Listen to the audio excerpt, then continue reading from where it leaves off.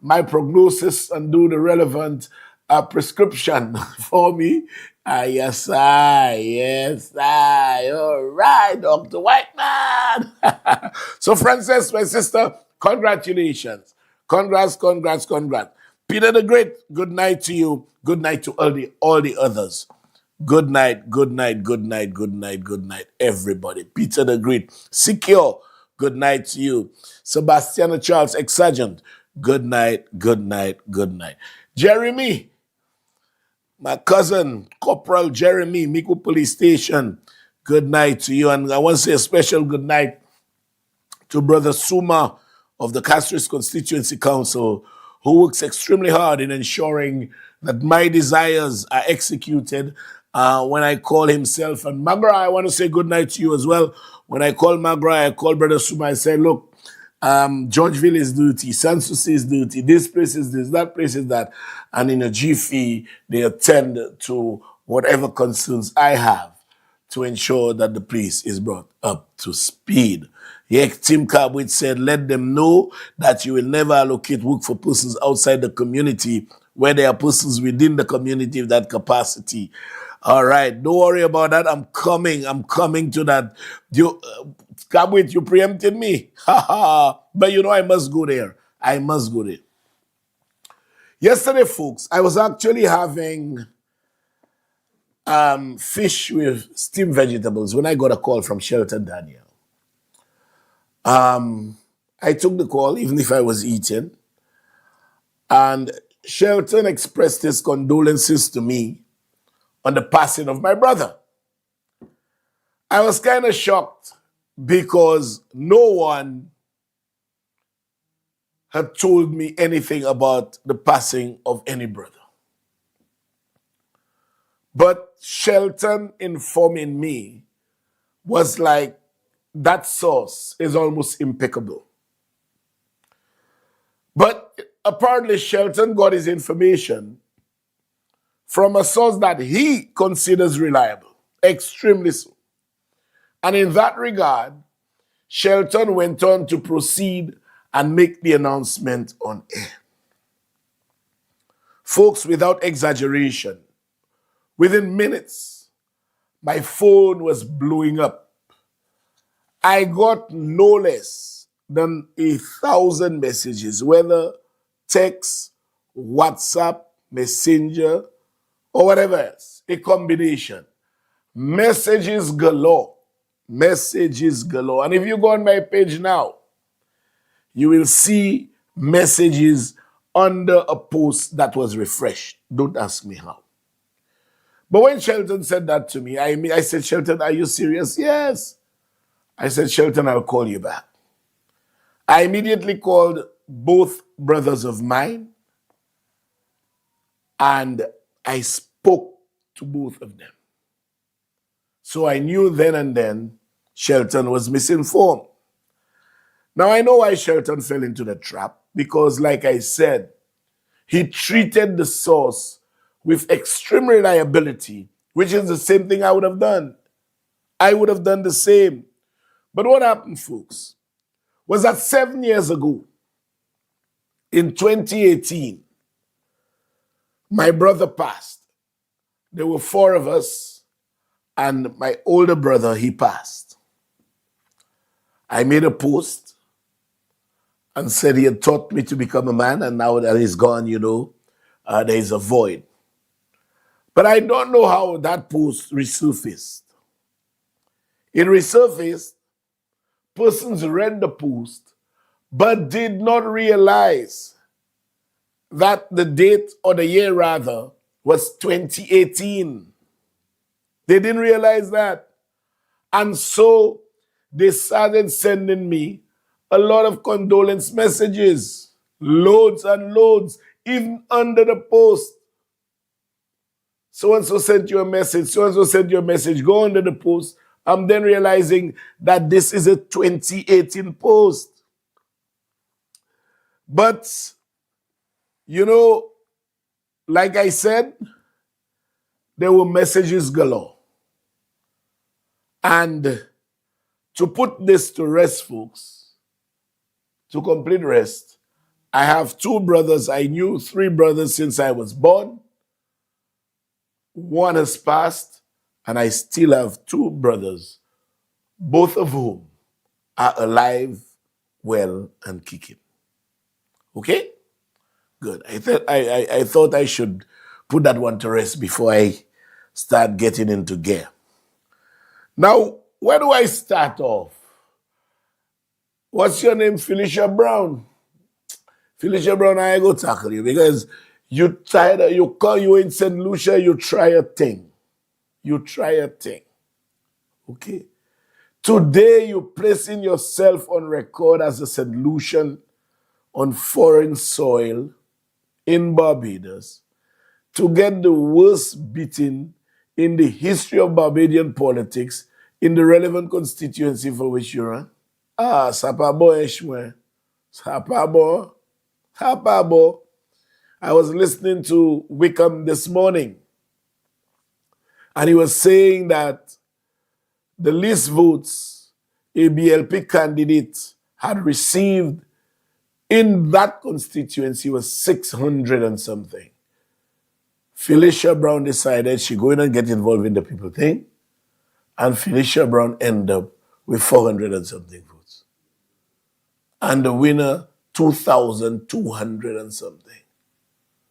Almost 6-1. Excuse me. I mean, if you're not cut for it, you're just not cut for it. That's it. You're not cut for it. You're not cut for it.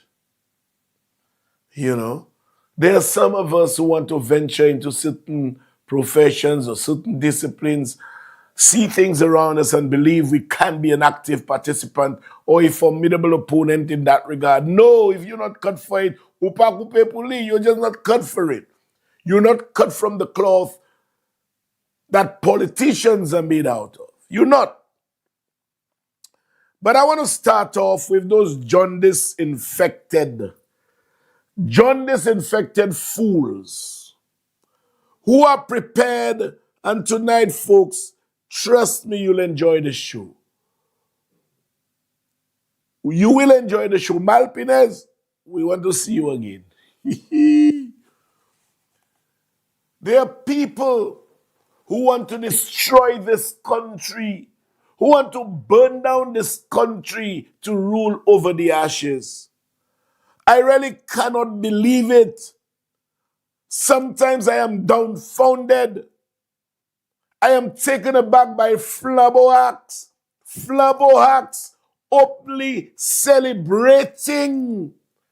They are openly celebrating vandalism, openly celebrating defacing of government property, openly celebrating the drawing of graffiti on the walls in the city, walls which were recently painted to bring up the aesthetic appeal of the city. You know, I cannot believe that any true patriot, anybody that loves this country would celebrate that kind of vandalism. You know, in a city that I am trying so desperately to bring a facelift to. This is simply unbelievable. Folks, it is this. Now, before I say what it is, it is my general policy, and Kabwe, that's what you were asking me to say, but you preempted me. It is my general policy that wherever we execute projects, wherever we do projects, we use the people from that area. We use the people from that area insofar as the competence, the skill set, and the resource base permits. I did a court in Grass Street, and guess what? I used the guys in Grass Street insofar as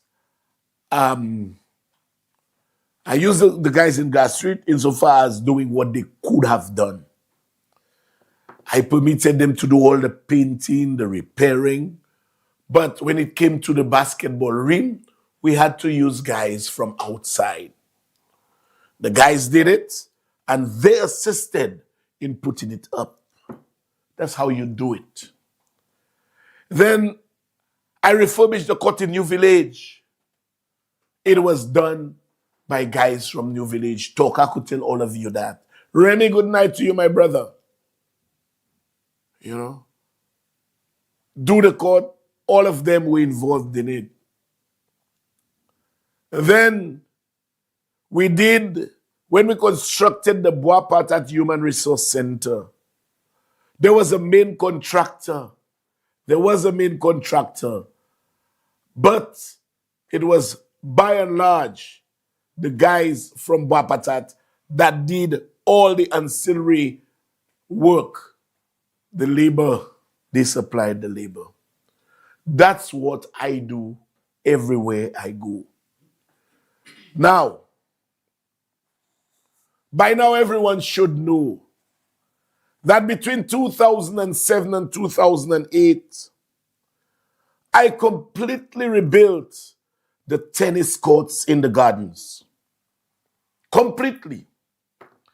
I added a structure, and you'll see it in some clips I will play. I added a structure in the gardens. The structure, it has toilets, changing facilities, and even a balcony for spectators. All of that was in there. I had proper lighting on the gardens court. Proper lighting. There were spectator seats that were installed in the gardens. All of this your humble servant did. The court was at such a level that there was an international an international tennis tournament that was held in the gardens after I finished it. An international tournament. And at that time, the gardens was nice. Oh, yes, it was. When I left mainstream politics in 2011, the gardens was looking good. It was looking good. And I'll tell you, when we built it, whatever the guys in the area could have done, they did it. Labor, painting, whatever it was, they did it. That was 17 years ago, or thereabout, 2007, 2008. 17 years ago. Fast forward to today, folks. Having spent 10 years outside mainstream politics, it really hurt me to have revisited the gardens in 2021 after I became the district rep for Castries Central. Farah, you listening to me in Rosalie? I know you are. Kinston is next to you. I know you like Kinston too. You know, it hurt me to have seen the state of the gardens. They did absolutely nothing there. The building was vandalized. Yes, it was. Toilets gone. Addicts made the structure their home. Sleeping there, place nasty, unsightly, and to put it mildly, was smelling badly. You know, the lights that I placed there were no longer operational. The seating, the stands that I had placed in the gardens are no longer there. They're gone. Don't ask me where they took them to, I don't know. But everything I did for the people in that area to enjoy a better quality of life was taken away. Took the stands, no more lights, no changing rooms, no water, absolutely nothing. that indicated that an administration cared about the people in the area. Absolutely nothing. You know, I walked in there. The courts were always flooded. The slightest amount of rain would cause the place to flood because the drains were clogged, silt galore.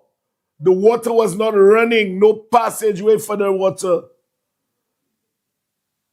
And this is what I met when I came back in 2021. What did I do? I made representation and I told the residents, do not worry, I am here. We will make a difference right now to ensure that that court is brought back up to speed where I left it in 2011. And so I got the funding to give the court a complete overhaul. A complete overhaul. And I want to digress a bit to see. I also made representation to have the VG Sports Complex transformed into an indoor facility. And I can say that this is on the cards. And next term, I'm already talking about next term. There are no ifs, no buts, but next term. Because I know the people of this country are seeing the progress that this government is making, are seeing the developmental trajectory on which the government is, and will not be taken for a ride. Fool them once, you can fool them twice. They will make the right choice at the right time. And I say with full confidence that next term, we will transform the VG Sports Complex. It takes a pretty penny. And that's why we decided, let's do it next term. We will transform the VG Sports facility into an indoor facility with multi-purpose use. Multi-purpose use, which I know will be one of the best, if not the best, in the Eastern Caribbean. So I've made those representations. I also said I wanted to see something done with the slab playing field. Now, you know, although it's been done, I have no idea who the contractor is or the contractors are. None. No idea. Now, in LA, you know, I'm a man who believes in development, so I will pardon you guys, but please don't do that again. You see, Central Castries, Central Castries and Richard Frederick are inextricably woven together. Bygones are bygones. Development, we'll never stop development. Never, ever, ever. We will not. But you see, it is necessary for me to tell you that in light of what's happening in the gardens, when the blows come at me. They come at me. In LA, nobody will want to believe that I don't know who the contractors are for the sampling field. They will not want to believe it. Because that is the boss constituency, that man must know what's going on. They will not want to believe it. And I'm saying this in light of what is happening in the gardens. You know, when the constituency hit comes, it comes to you. It comes to the rep. It comes to the rep. And the rep has to deal with it. Now, let me go to the gardens and you'll understand what I'm saying. Having made representation to get the gardens back on speed, I said everything I wanted there. We walked there with engineers, architects, over and over. You know, I suspected we needed a drain, a retaining wall with a drain to the bottom so that water would not go onto the courts. Everything we needed, you know, rebuilding the spectators' room, resurfacing the courts and bringing it to a higher level, all of those things. And that was costed. Basically, my desires, I told them what I want. And the contract was executed. I want people to hear this as well. The contract is between NLA and the contractor. And unlike the sub playing field, at least I know who that contractor is. Okay? At least I know who that contractor is. Now, because I know the area and I know the guys, I spoke to the contractor and indicated to him that when his work gets at a stage where he can use the unskilled labor, please facilitate the guys. And he said, but Mr. Minister, you know, I will do that. Please facilitate the guys. But folks, you will not believe. And had it been a situation like what existed in the sub, I don't even know what I would have said, because I don't know the contractors of the sub, although it's in my constituency. They would give me blows to it, something I know nothing about. But at least that contractor, I told him, when it gets to a certain level, please engage the unskilled labor in the immediate environment. You will not believe, folks. Before the contractor started mobilizing and moving his equipment there, the only flabo left in that area, a boy called Neri.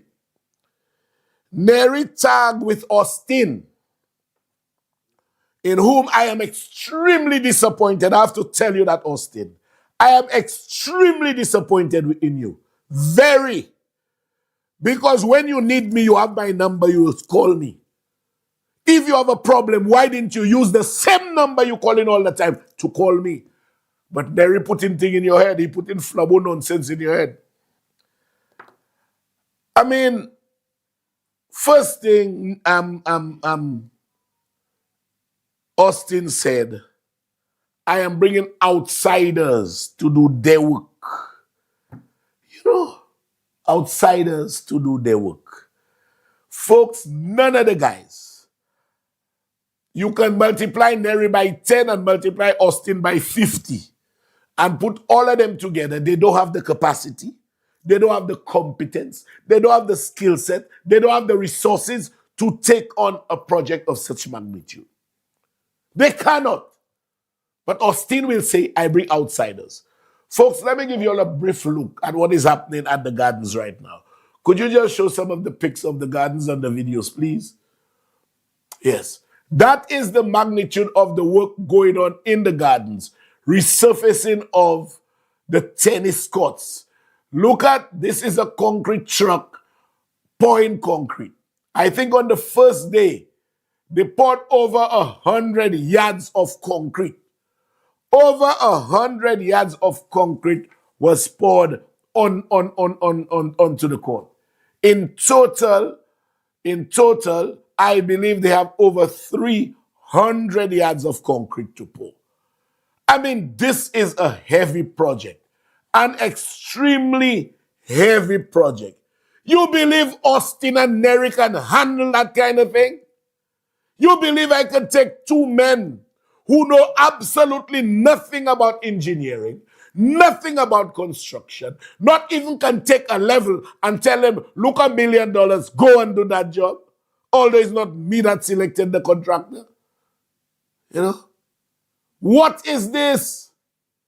I'm bringing outsiders to do your work. You all could do that? Can you all do that?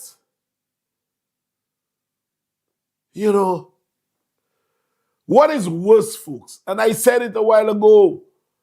If Austin has a problem, he can call me.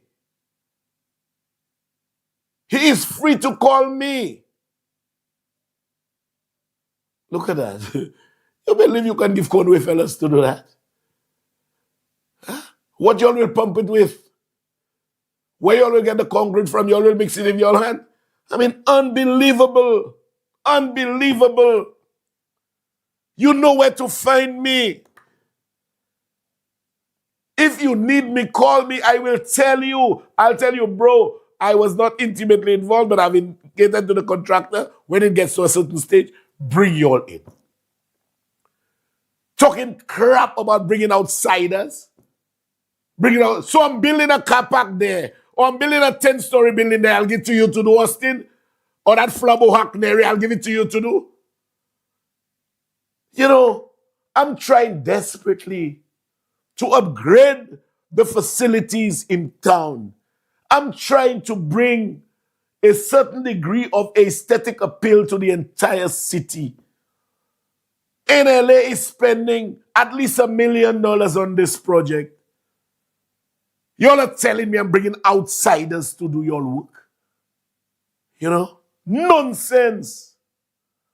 Now, what is worse, folks? What is worse? Both of them live right there. So, Austin, when I was paving at the back of where you live there, in the whole thing there, which is closer to you than the court, why you didn't answer the work? Why? Show them the paving I just did there. Folks, I just paved next to where he lives. Couple weeks ago, they said Sarah says she would have done it. She never did it. I recently paved there for the tenants. The place looks so good. Why Austin and Mary did not ask me for that job? It's because they cannot do it. Why you all didn't ask me that? Mary and Austin, why you didn't ask me that? Deban kuyo kozoye. If y'all could handle it, y'all would ask it to me too. Y'all have to know which tree you want to climb. Idiots as y'all are. Y'all could handle that? Can y'all handle that? That paving was closer to you. As you sat outside your door and you take about 10 steps, you're on the pavement. You will not ask for that one. You know you cannot do it. You are C.O. Williams. You have asphalt. You have rollers. You have pavers. You know, nonsense. Doing magic yourself, Austin. I'm surprised at you. For an older man, you made a fool of yourself. Yes, you did. Why you all didn't ask me that? Why you all didn't ask me that job? Why you all want the gardens I bring in outsiders? Know your limitations. Know what you are able to do. Know what you cannot do, and you have to look at it being done. And some time ago, I have to say this. I was putting up the bollards I put up by the Castries Health Center. I did some by Grass Street. And one of the guys called. He said, boss, I see how we're going there, but I know none of us can do it. I say, once you know that. You know, putting up the nice red and white bollards I have on Chaussee Road. He tell me he knows they cannot do it. But Austin will ask me to come and do cuts and come and pave road. Fool as you are. I don't like it. And I make no apology for that. Nonsense. You know, and I'll tell you this. The people in the area are so appreciative that one of the persons living higher up the gardens sent me a text message yesterday. Put it up for me. I took off the name. Put up that text message for me. Hey, Richard, nice work on the cuts in the gardens. The elevation should solve the flooding situation there. I said, yes, it will. You know, yes, it will. The elevation will solve the flood. You think Austin could tell me I'm bringing outsiders there, man? And Neri, who's a labor hack, a flabo hack, sorry. Flabo hack. Labor don't have hacks. It's flabos that have hacks. Neri, a flabo hack, will try to influence Austin to say nonsense. You know, folks, so whilst true patriots, that is a true patriot. I'll not tell you who the person is, but the person was, for the greater part of his life, aligned with the United Workers' Party. For the greater part of his life. So whilst true patriots are happy to see what is going on, Neri, that flabo hack, he goes to buy a tin of black spray and he gives it to Austin to make a fool of himself and ask Austin to spray the wall. You know? And you will not believe, folks, the wall on which Austin sprayed with the black spray that Neri gave him was painted by the very Conway fellas. And the fellas are pissed. It was painted by the very Conway fellas. They were the ones who painted it. And I want to say this. Next week, Austin and Neri, if y'all don't repent the people fence, I will show y'all pictures on TV. I will show y'all pictures. Because Austin, I expected better from you. And I will call you all public enemies, number 1 and 2. Because y'all are public enemies. Y'all are standing in the way of development. Y'all remind me of Buffalo. You know, y'all can handle any of what's going on there. Y'all are nasty. Y'all are untidy. Y'all don't like cleanliness. And y'all are against national development. And I don't care who likes it or not. Folks, it's just like I told somebody on election day. A man approached me and asked me $500 to go and vote. And let me tell you, that day, if I didn't control my temper, I probably would have been I don't pay to vote. I will pay no one to vote. I will never kiss anyone's posterior to vote because you know what? I am there for a purpose. I'm there for a cause. I'm there to uplift the area. That's what I'm there for. That's what I'm there for. So it's my responsibility to ensure that the place I represent feels my representation. We're not voting. And you know, he went to get the paint for Austin. And Austin sprayed the fence. This is what he sprayed. Put up that pic for me, please. Good. We're not voting VOTEING RF. RF, no. For work, they cannot do one. Leave that up still for me. Eh? Leave it there. Because they call themselves patriots. But this is what they post. And y'all want it to get exposure. I'm giving it maximum exposure for y'all. Y'all want publicity. How much more publicity you want the post to get? It gets it. Folks, tell me something. Tell me something.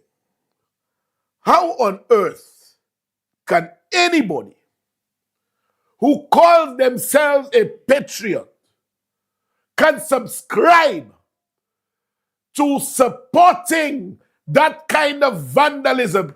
Just take out the black there and see how better this looks. And y'all will not believe. Those blocks you see in front of the fence there were placed there for me to build more vending huts. More vending huts, but now I'm prepared to change my mind on almost everything. More vending huts. You know?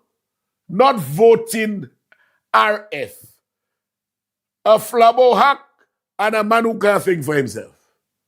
You know? You could take it down. And I'll tell you all this again, Austin and Mary. If the witnesses who confided in me and who actually saw what went on, because there are people from the area, they are from the area, and they are pissed, I could tell you that. If you see they are willing to testify, I would have both of you thugs arrested, both of you. And I make no bones about it. You know, now folks, tell me something. Whether you are Labour, you are Flabo, you are PP, no PPP, and PLPP, no matter what you are, how can you tell me you realize the efforts in Castries is to bring Castries up to speed? You realize Castries is being beautified. You realize everything that's going on is to take Castries from the nastiness that was there and bring it on a different level. Okay? Everybody could see that. How can you, in your good conscience, call yourself a solution patriot, tell me you love your country and support that kind of vandalism? How can you support the defacing of government's property? How can you support that kind of nastiness in the name of politics, man? Huh? In the name of politics. Then you all are saying you love St. Lucia. Huh? Deban Sahot. Your love. Which St. Lucia your love? Which St. Lucia? Which one? Clearly, you all don't. Now I'll tell you all this.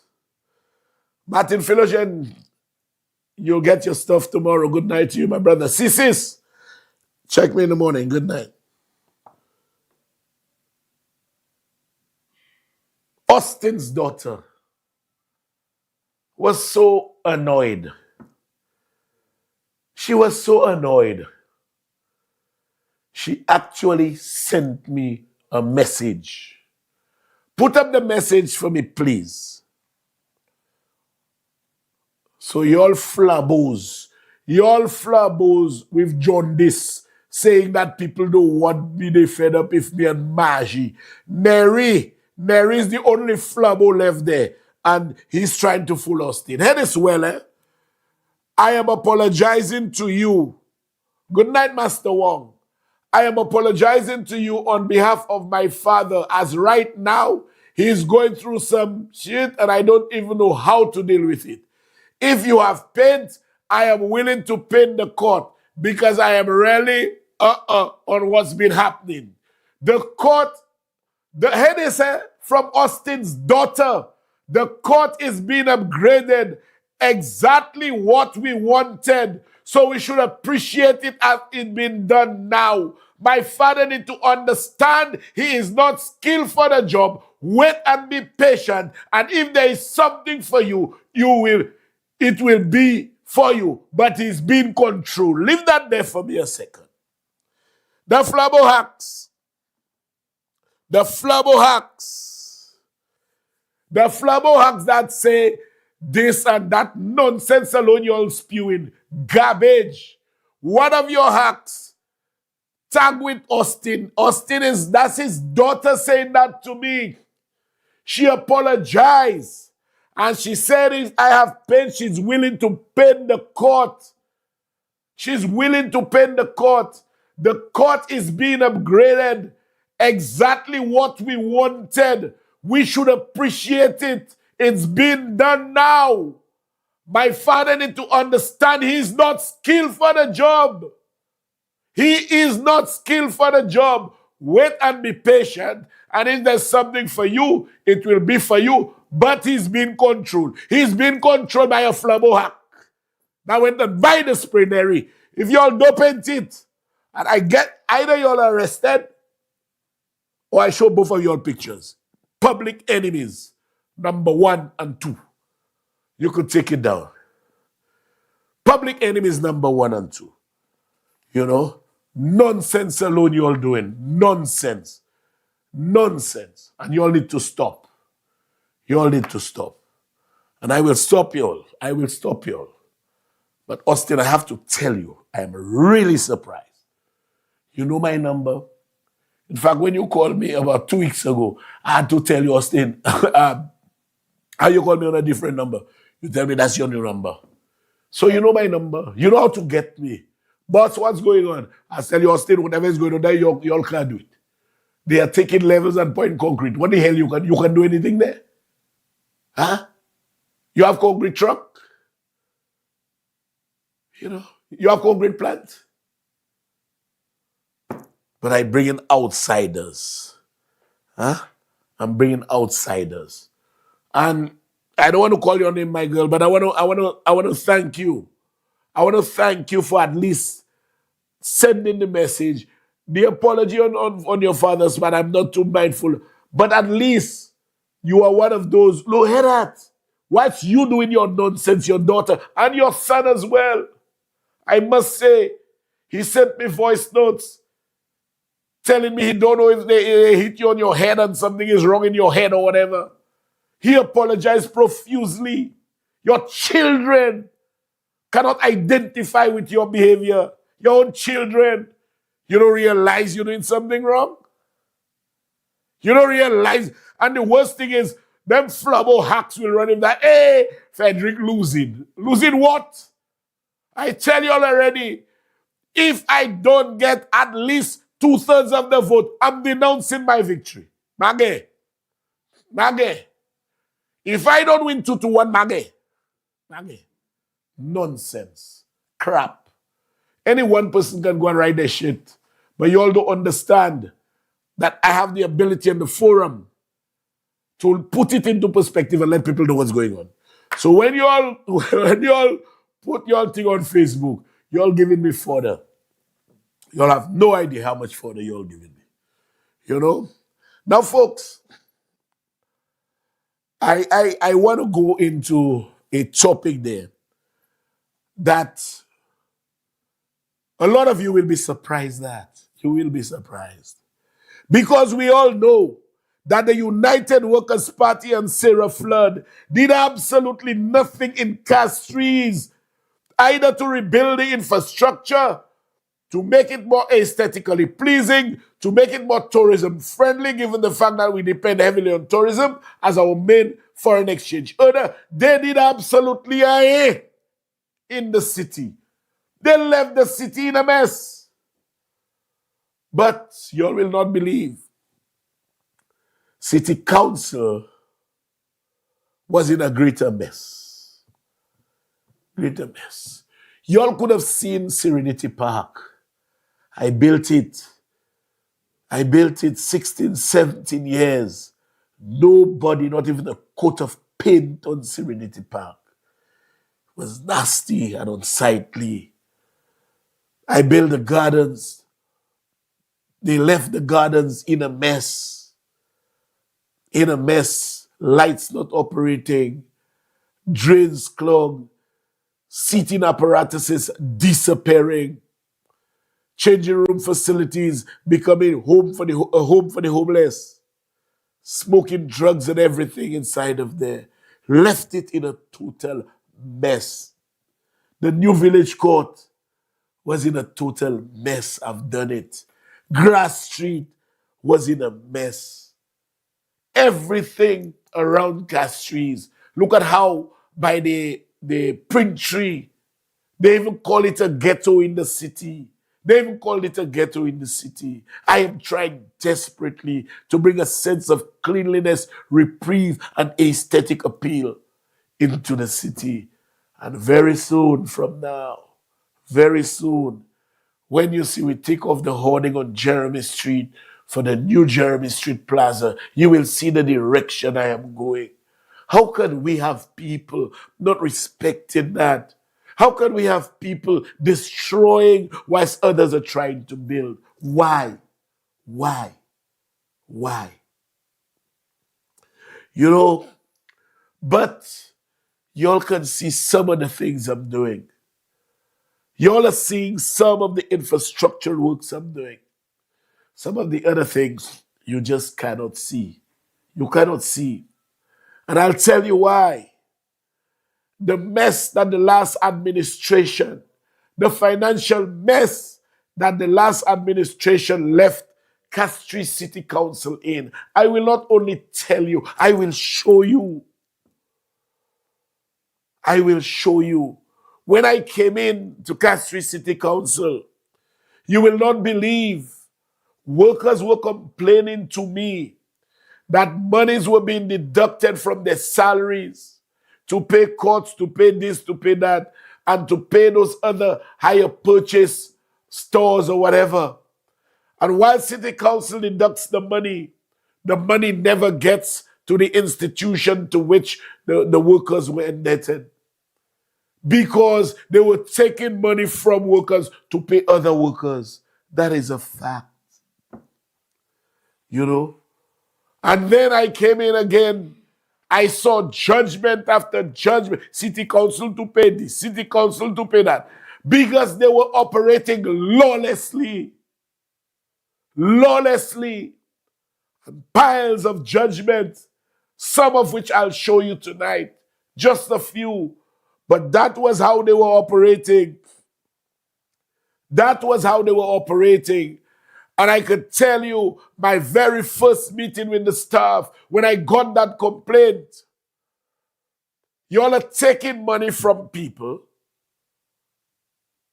to pay courts, let's say. You all are not paying courts. Non-payment leads to additional interest, and you all are not paying the interest or anything for late payment. That was unfair. And at my first meeting, when I asked them, do we have monies anywhere? Because I came with an intention of shaking down City Council. Today, City Council is a viable entity. Viable entity. I have created revenue streams by myself for City Council. All those new facilities I've built, revenue streams. 2 parking lot, revenue streams. When I gave the reprieve, it was with an intention of persons bolstering the collections. Although they are people, they call themselves members of an association. But I've told the mayor we are not talking to them. Because if you cannot pay your rent, you have no local standby to talk to us. I pay where you have a palibaba. And when you see it hits me, I will not play with some of you. I will not play with some of you. Because we came in, we gave reprieve. I wiped out about $7 million in non-payment.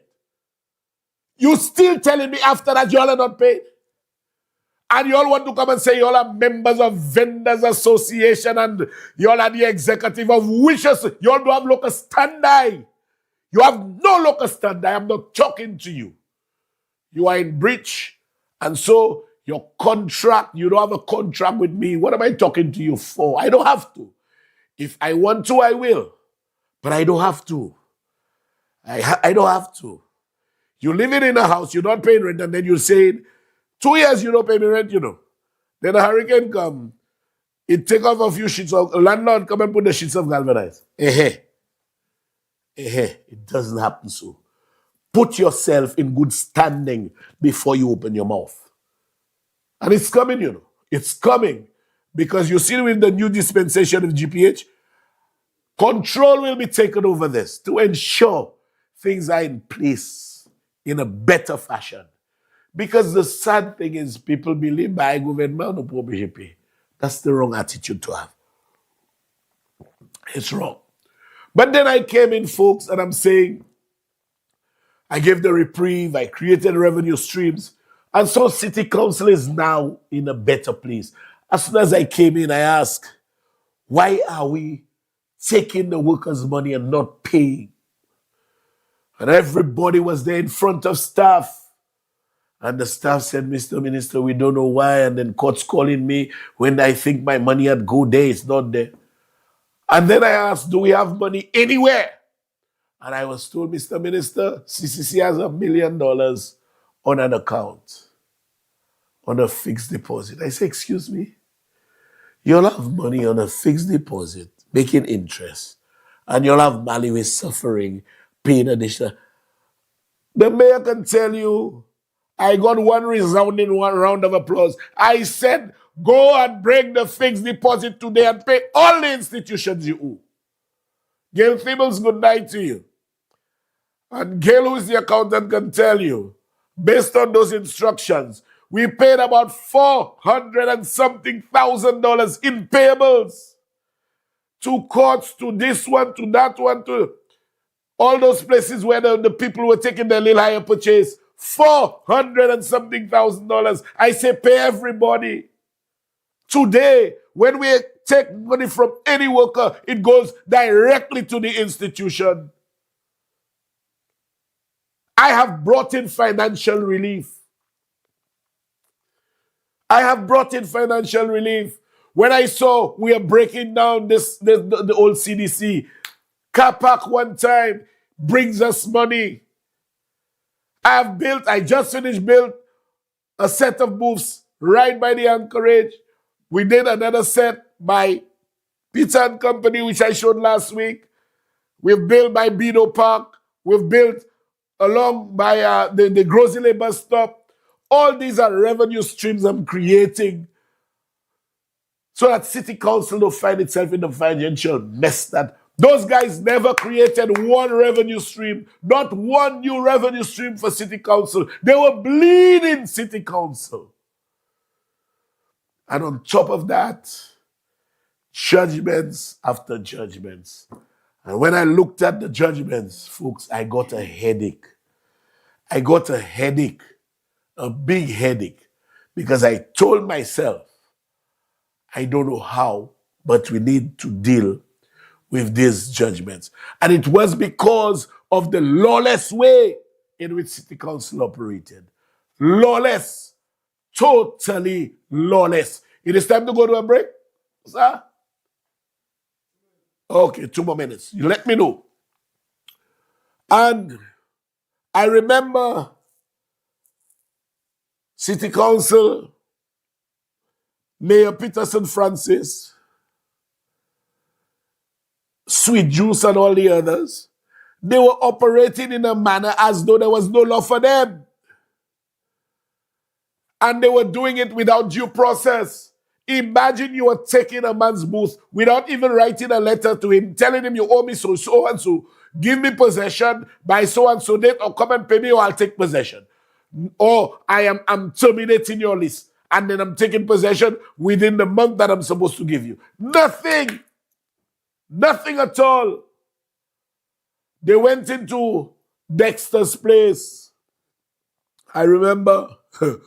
And that day Dexter called me. I told him I'm not getting involved.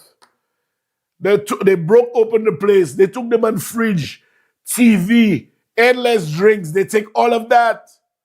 When I met Sweet Juice, I said, Sweet Juice, you know what Sweet Juice said to me? There is a new sheriff in town.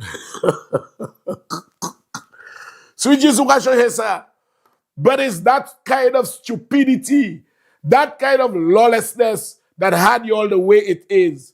And folks, you will not believe. I'm showing you all the judgments in a bit. Stay tuned. We'll be right back.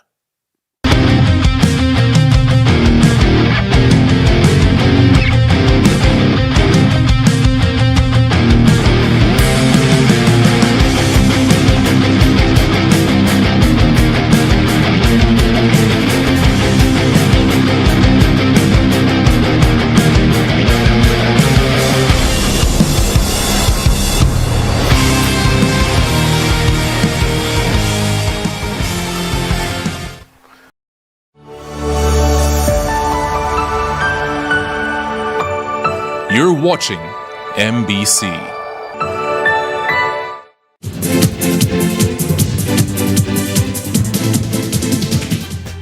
The winning numbers for the evening draw of Thursday, 22nd May 2025 were tic-tac-toe 5, 6, 9, 10, 11, 19, 21. Big 4, 9, 9, 1, 2. Big 4 multi-X 2X. Pick 2, 1, 7. Pick 2 multi-X 2X. 1 off 2, 5, 1. Lucky 3, 6, 3, 8. Lucky 3 multi-X FP.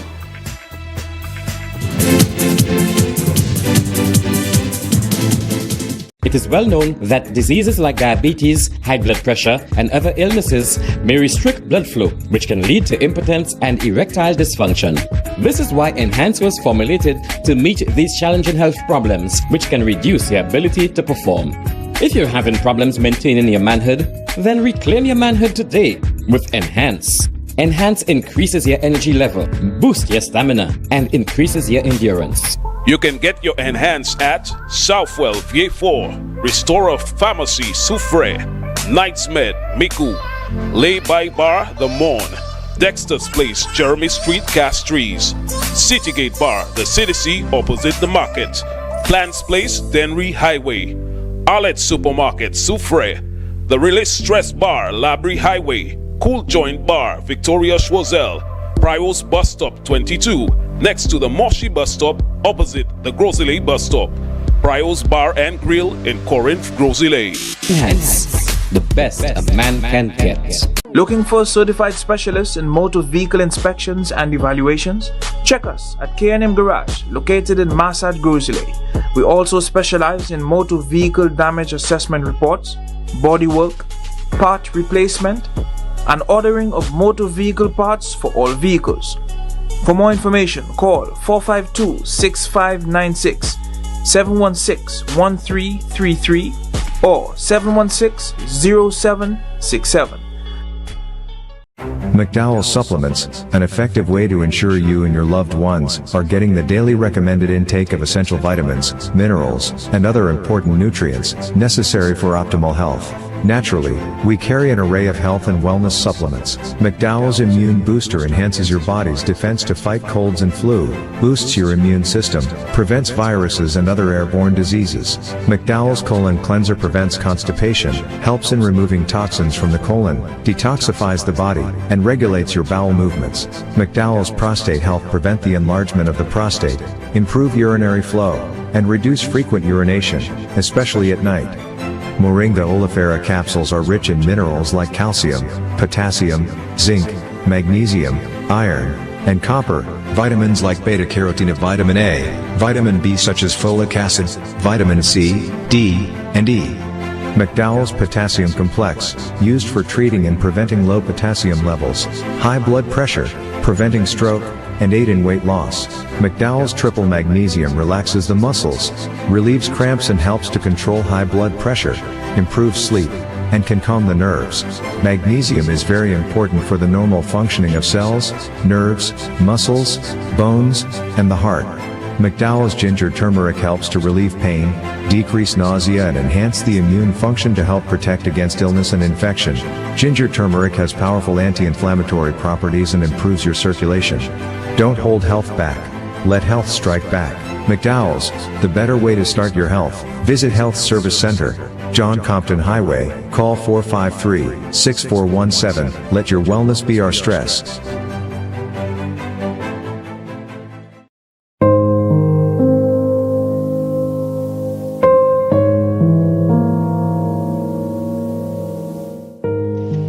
My name is Martina. I would like to say thank you to the guys from Paddy Access, especially Jermaine, for a job well done. I called him 2 days before my brother's funeral to do a live video, and I was not disappointed. He was professional and kept in touch with me throughout the live, just making sure I was satisfied with everything. I would definitely use Paddy Access again, and I highly recommend that anyone looking to do a live video to hire them. Everyone who watched my brother's funeral had good things to say about how much of a good job the videographer did. If you want satisfaction for your money, Paddy Access is the way to go.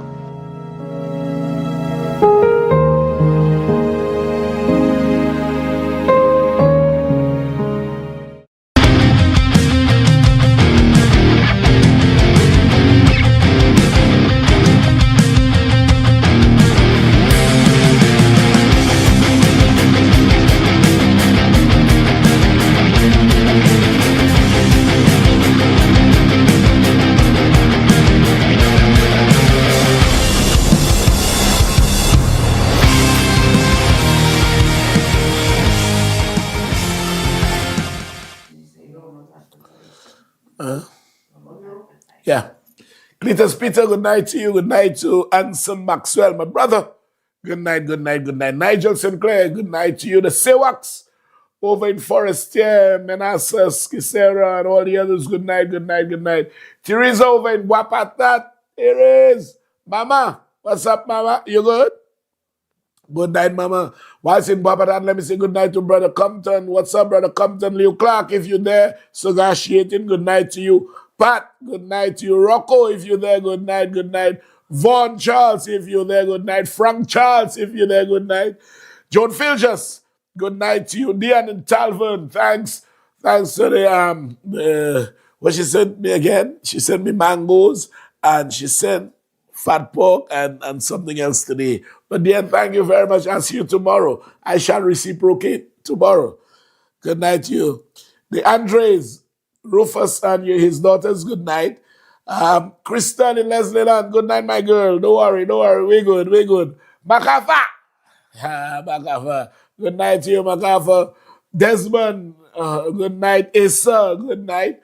Pinky Payne, good night. Good night, Antonius Remy, good night to you. Sasha, good night to you. Jackie and Miss Sidoni, special good night. I know Nurse if I don't say good night, she will beat me. She'll report me to teacher Fifi. Juliana Edward in Babado, teacher Fifi, good night to you. So Missy Donny Jackie, good night. Yazzie Still, and of course your mom Nilsen Kwa, good night. Hogarth, good night. Hogarth, I have a joke to give you, you know. Somebody told me Austin cannot even measure how to pour concrete fallacy to be given a job like that. Suzette Collymore, good night to you. Rossi Cow, good night, good night. Yes, folks. So I was saying, so some of the work that I've done, you can see. You can see the difference. Sabi Gustav Nurse, you can see the difference in the infrastructural projects. But what you cannot see is the financial mess that the last administration left Castries City Council in. Let me show you, after they did what they did Dexter, totally unlawful. Dexter filed a case. Show them that the front page should be. Dexter filed this case. You see, if you look to the left corner, you'll see SLHUV of 2018. He filed it in 2018. Dexter James versus Castries Constitution. Show the judgment. Show the judgment. Show the next page. That's okay. October 2019. Just show the judgment. It's good. It is hereby ordered by consent. 1. That the defendant, which is City Council, shall pay Dexter the sum of $188,000. Okay? Now, they had to pay. Leave it up. Why you take it down? You're taking things down when I did them up, and you're not putting them up when I did them. What's wrong with you, black boy? Okay, good. Beginning of November 2019 and ending May 2021, which means Dexter ought to have been fully paid before I became a minister. Second, the defendant undertakes to provide a vacant vendor's booth within Jeremy Street upon first availability. 3, clause 2 above is subject to further agreement and costs in $6,000. Now, let me tell you what the further agreement is. It is now 7 years, 6 or 7 years since judgment, which means it's 6 years now. We have to pay Dexter $10,000 every year. We have not given him a booth. So on top of that $188,000, on top of interest, we now have to pay him another $60,000 and $6,000 in cost because Sweet Juice and them went and do foolishness. Okay, and now I have the burden of paying Dexter and giving him another booth. Okay, take down that one. Then, take down that one. Then you have a matter where Peterson Francis dismissed a police officer, but God rest his soul, he dismissed the Turville. So the Turville, the police officer, sued City Council. Before I show you the judgment, folks, let me read what the judge wrote in accordance with her findings of how the mayor, Peterson Francis, behaved. Put up that for me, please. Good. Look at this. The mayor acted in total disregard to the labor laws, which had been engaged in an attempt to resolve the issue. The mayor proceeded to dismiss the claimant in light of the pending hearing before the Department of Labor, which is a creature of statute with responsibility to deal with industrial relations issues. The mayor continued with the disciplinary action is clear defiance of the letter from the claimant's counsel and Mrs. Daria from the Department of Labor. The mayor's arrogance continued right down to the time of judgment when he failed to file a defense to the claimant's claim, thus giving rise to the extent of default judgment. It is clear that the mayor's conduct and motive was designed to achieve just one result, namely the dismissal of the claimant. I didn't write that. The judge wrote that. And show them the judgment now. Show them the judgment in that matter. Good. In summary, look at that again. Look at that again. Gratuity payment in the sum of 111,000. Severance pay 16,000 with interest at the rate of 6%. Exemplary damages 25,000. Immediate loss of earnings 8,289.48. You know, folks, these are the kind of things you don't see. You don't see those things. And then now there was another one with Lambert Nelson. Look at that. 700. We owe Lambert Nelson almost $1 million. Almost $1 million. It was hinging on wrongful dismissal. Okay? Move on now. Then you can take that down. They fired John Quinlan. Their perception was that John Quinlan was sympathetic to the Labour Party. So he sued. Let me show you what we had to pay John Quinlan. Put up John Quinlan. Look at this. Cost in the sum of $4,000, bringing the total to $350,000. You see? You see, folks? $350,000. That was John Quinlan. Thank God we have paid that in full. Then, take that down. There was another joint lawsuit between Joanna Louis and Rosella Pizzi with a combined judgment of over $200,000. Put that one up. Jesus. Here it goes. Total Joanna Louis.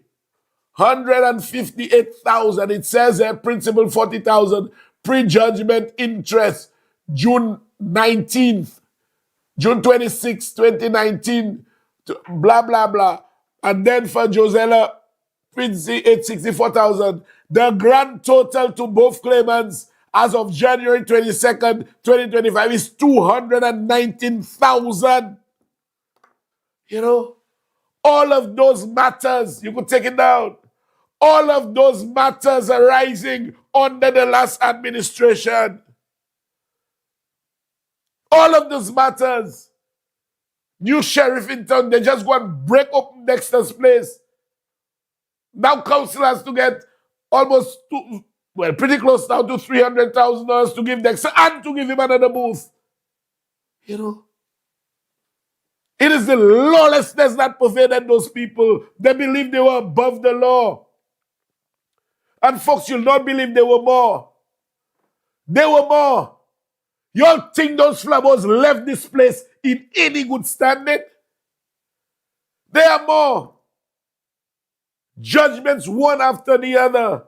So whilst you all are seeing what I'm doing infrastructurally, there is much more you are not seeing. The last administration, like I said, was operating as though they were a law unto themselves. But then we saw that from Chasney. That is how Chasney operated, and invariably it descended to the lower ranks. Chasney, you are supposed to have parliament within 30 days. The law doesn't say anything about that, no sanctions. Chasney, you're supposed to have deputy speaker. Excuse me. And so that lawlessness permeated the rank and file of the government when Chasney was prime minister of this country. Laws unto themselves. You know, I tell you, when I came in, city council was in a total mess. Just imagine, with all what I am doing, with all what you are seeing, just imagine I did not have those judgments that run into millions and millions of dollars to pay. Just imagine how much better Castries City would be looking. But I have to contend with them. And then I'll say, Gail, give that one 20,000, give that one 50,000. That is what we have to do. That is what we have to do because of the stupid and unlawful conduct of the last set of people, the mayor, Sweet Juice, and all of them. Those are the results. Today, under my watch, not one case has been brought against Castries City Council. Not one. because I know how to operate. I know how to operate any booth, apartment, or whatever I take possession of. It is well within the remits of the law. And I'm able as a lawyer to give city council and those agencies that fall within my portfolio free legal advice. Totally free. That's why they tell me when vendors association, I said, look, they have no look a stand. They have no foot to stand on. You are going and talk to people who owe you and negotiating people who owe you. For what? For what? You know, that is the mess I found at City Council because of stupid conduct and lawlessness. To whom much is given, much is expected. And when the law or any contractual obligation places a benefit on you, it places a responsibility as well.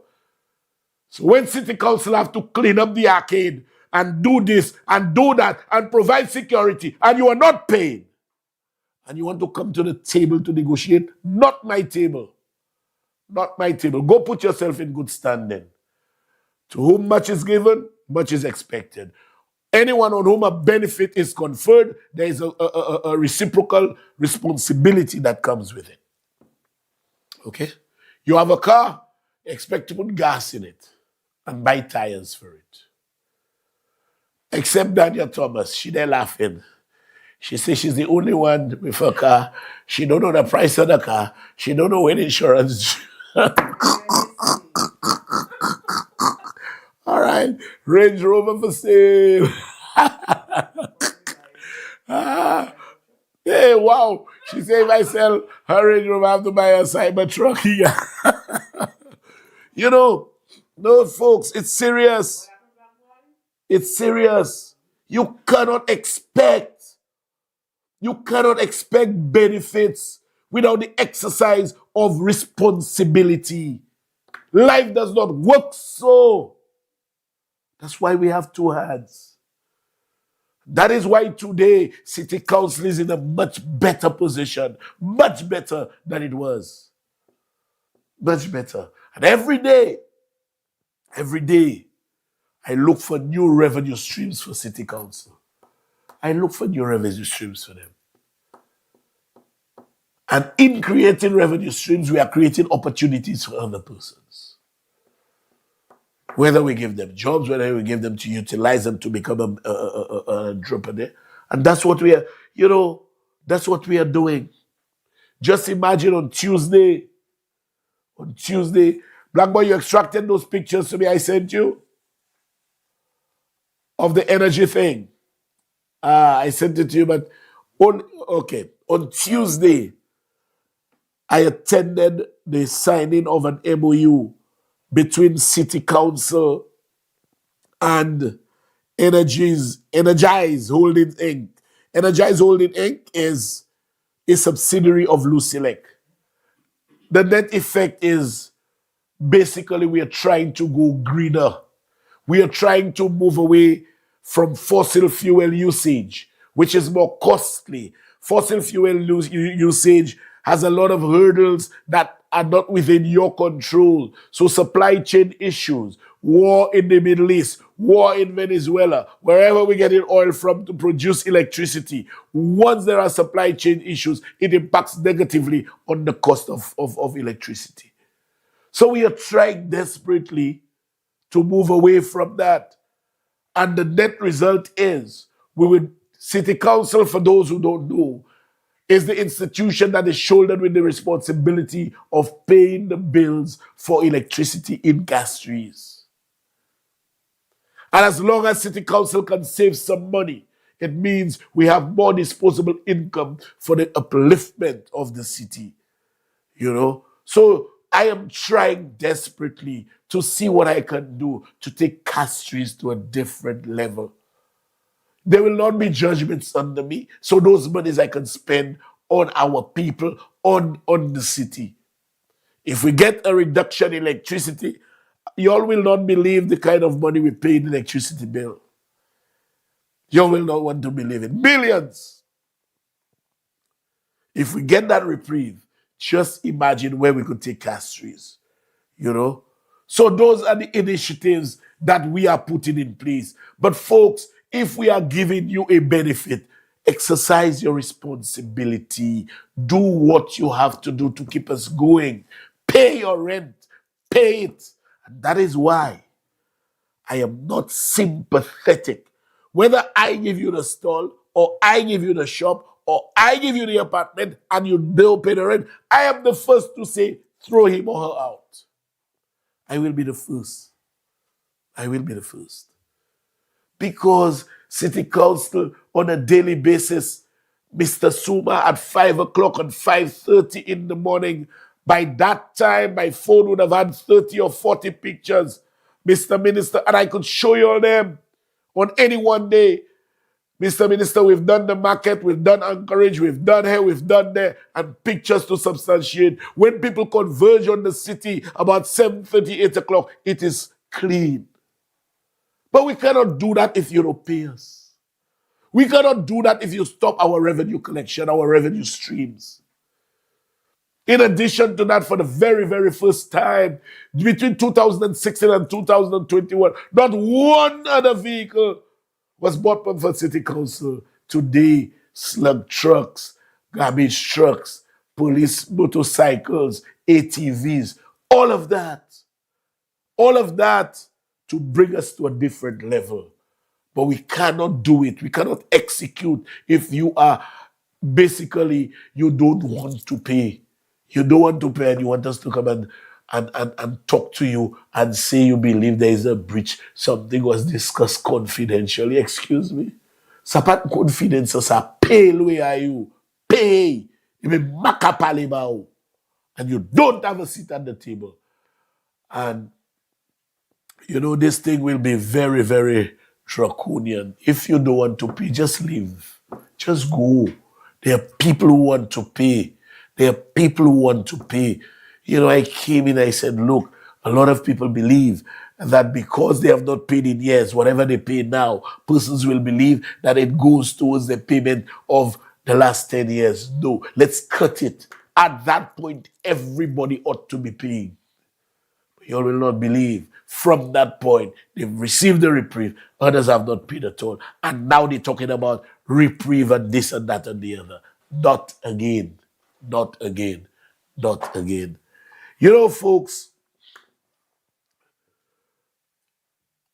Flabo can never be like us. You know, never. Whilst we are trying to make the city and the place better, they believed in demolition. They can't be like us. They break down whilst we build. They create messes that we have to clean. You know, custody suites. And tomorrow shall be the grand opening of custody suites. Mr. Commissioner, we're not renaming it. I saw something going around with a kind of long name. Central this and that and that. Just even to see that too long. You know, custody suites was built by a humble servant and had that name, custody suites. We live in the name, Mr. Commissioner. I don't know who were the ones who printed that thing. That is custody suites. We are going with custody suites. They demolished custody suites for no reason. For no reason.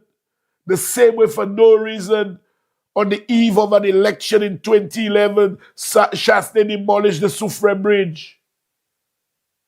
Eve of election, demolished the Soufre Bridge. He demolished Central Police Station. He demolished police headquarters. He demolished the old prisons despite a court order. And we're talking about lawlessness by City Council. Despite a court order. Despite a court order, the old prisons were demolished. No respect for the court at all. Then the man said he wanted to demolish Parliament and he wanted to demolish the print tree. You all remember that? So once he demolishes, we build. Went down to St. Jude, demolished 2 buildings that cost taxpayers $7 million. Just sent $7 million up in smoke. Then the Taiwanese gave us a $24 million abattoir, you know, the meat processing facility, that money too has gone up in smoke in favor of a foreigner, T.O.R. King, the same foreigner who we permitted to sell passports and put the money in an escrow account. And I'll come to that in a bit because I heard, I will show you a Flabo hack type in. We have sold 90,000 passports. Unbelievable. Unbelievable. But folks, I'm proud to announce that the custody suites that your humble servant and spearheaded the construction of, and which was relatively new at the time of the demolition, will be reopened tomorrow morning. Tomorrow morning. And those are the wrongs we are getting right. Those are the wrongs we are righting. Those are the wrongs we are righting, Flabo. We are righting your wrongs. You know, Debana Yedi to Kozoe. Now, you see Rush. Let me just see this. Let me say this. You're right, Carlton Augustine. They have a demolition fetish. Rush. I hope your mother Mai is listening. I hope she listened. I hope Mai listened. Good. Because I know she'll say, I tell you, Angel told me about this and about that and about the other. Folks, give me 1 second. Let me just read my...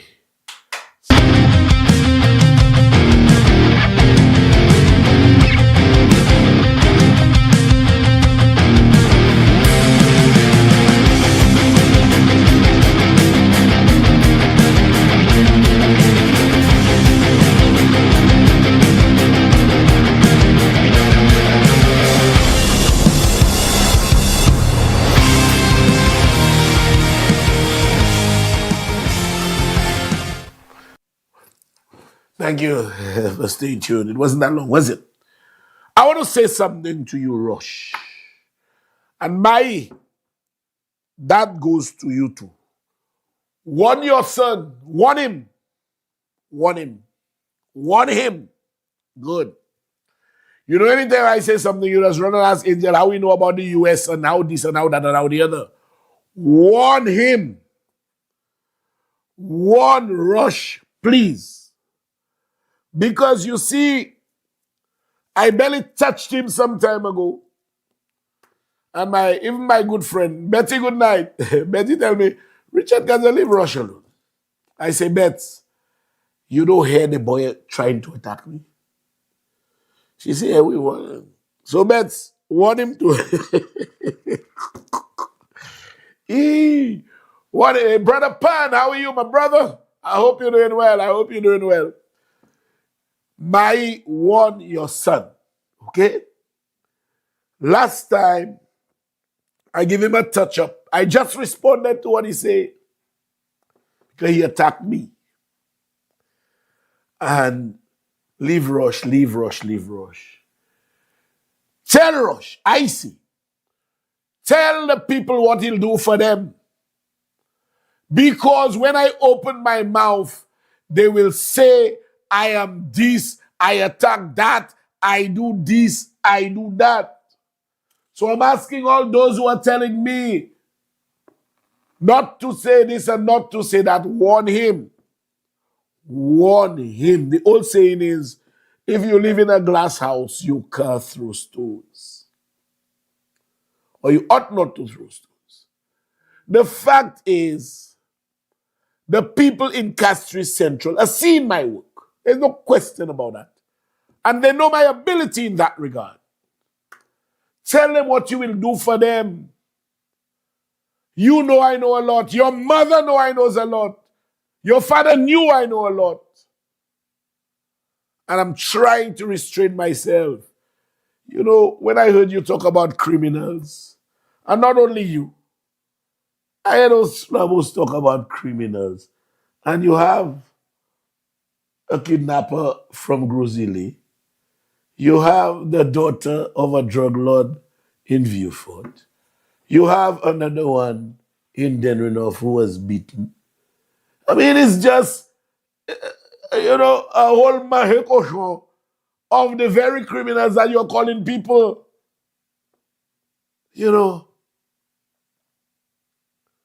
I mean, I just cannot believe it. I cannot believe it. Y'all have in your midst one day arrested for stealing money that belonged to the nature trail in Soufre. All sorts of people. All sorts. And I shake my heads at you. I shake my head rather at you. I say my heads. Oh Lord, you see you? You all will not believe what the young lady said to me, but I plead the faith in that regard. So when you all say things like that, you all are bringing into focus the criminality that you boldly said existed in the cabinet. And look at how things are. Marcella Johnson, or whatever her name is.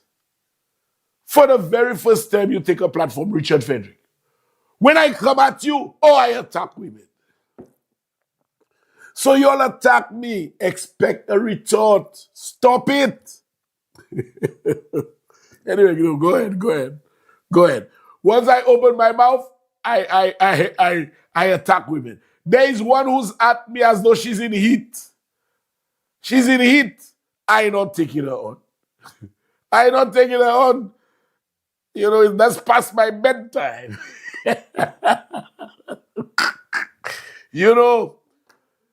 But if I open my mouth, I attack this, I attack that. You have to be careful. Careful. Because to every action is an equal and opposite reaction. It's Isaac Newton that said that, not me. Okay? Good. Now, folks, I want to touch on how deceitful these UWP hacks can be. How deceitful. And how you can trust persons that basically are spewing garbage and propaganda on behalf of the United Workers' Party. Where is the credibility of those people? Show that post for me, please. Show that post for me. Look at that. Fake news. Breaking news. The first set of St. Lucians deported by the Trump administration are, as we speak, on a flight to St. Lucia. That was March 17th. 2 months later, the flight has not arrived. 2 months later, the flight has not arrived. Why do those people just indulge in fearmongering? Why do those people believe instilling fear to cause instability is the way to go? Why? And in their quest to deceive St. Lucians, they block the faces of the Latinos that were on the way to El Salvador. But no, St. Lucians. Mais yo poko rive isi a sa ka rive se moun sa la bodye. Arrive yo. Zot pagay we pouvoir a long time. Y'all will not see the corridors of power in a hurry. Nonsense alone. Somebody said the plane took a different route. Austina, good night to you. One-way imaginary flight to an imaginary country. Austina, Fanny's good night to you. I mean, why? Why? You could take it down. Now, folks,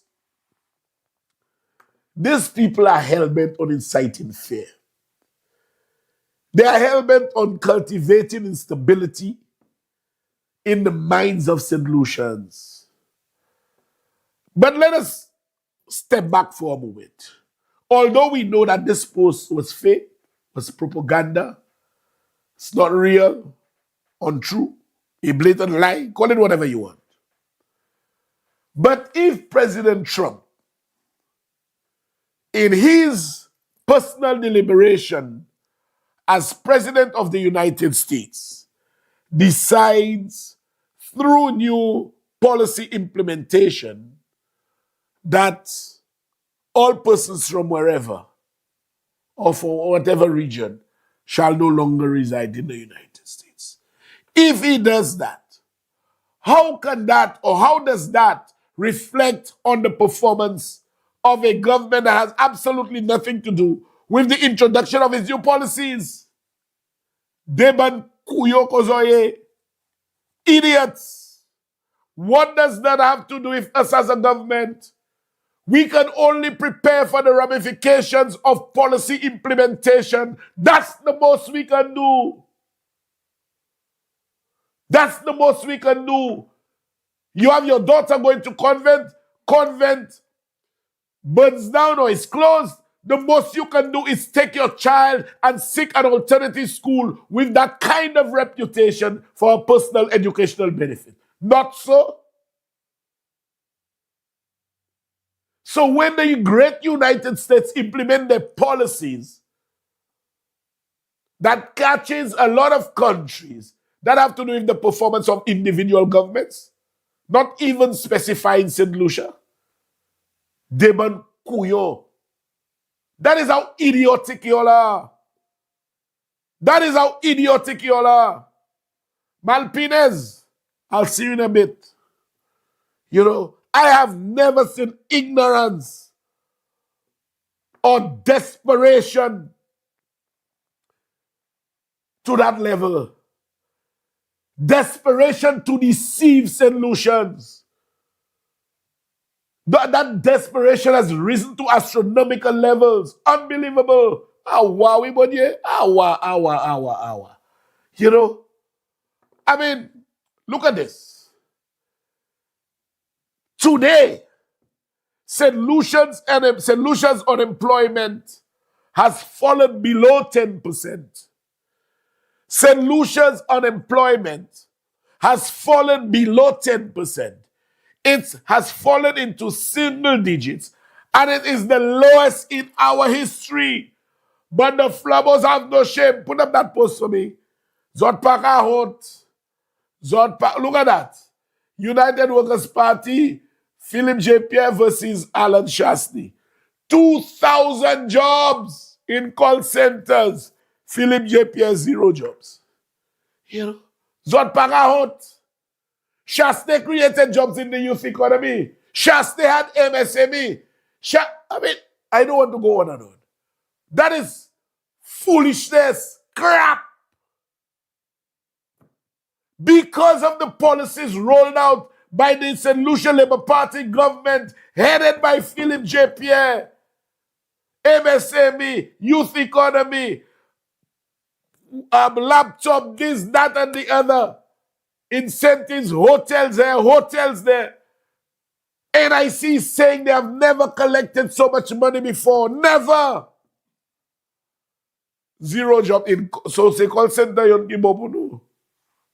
Call center pou pay se muna miang 2,000 jobs in call centers. Deban sahot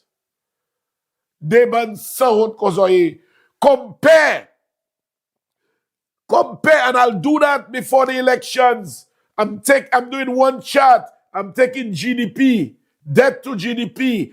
I'm taking ministerial allocations, unemployment, and all the likes, and I'm putting them in columns from 2016 to 2026. I'll put 2016 to 2021 in yellow and the rest in red. And you will see, the data will show you that Philip Joseph Pierre is a much better manager than Shastney. In fact, Shastney is no manager. Shastney is no manager. I can manage that. Papai pa devle a business li. Papai pa devle a business li. He's no manager.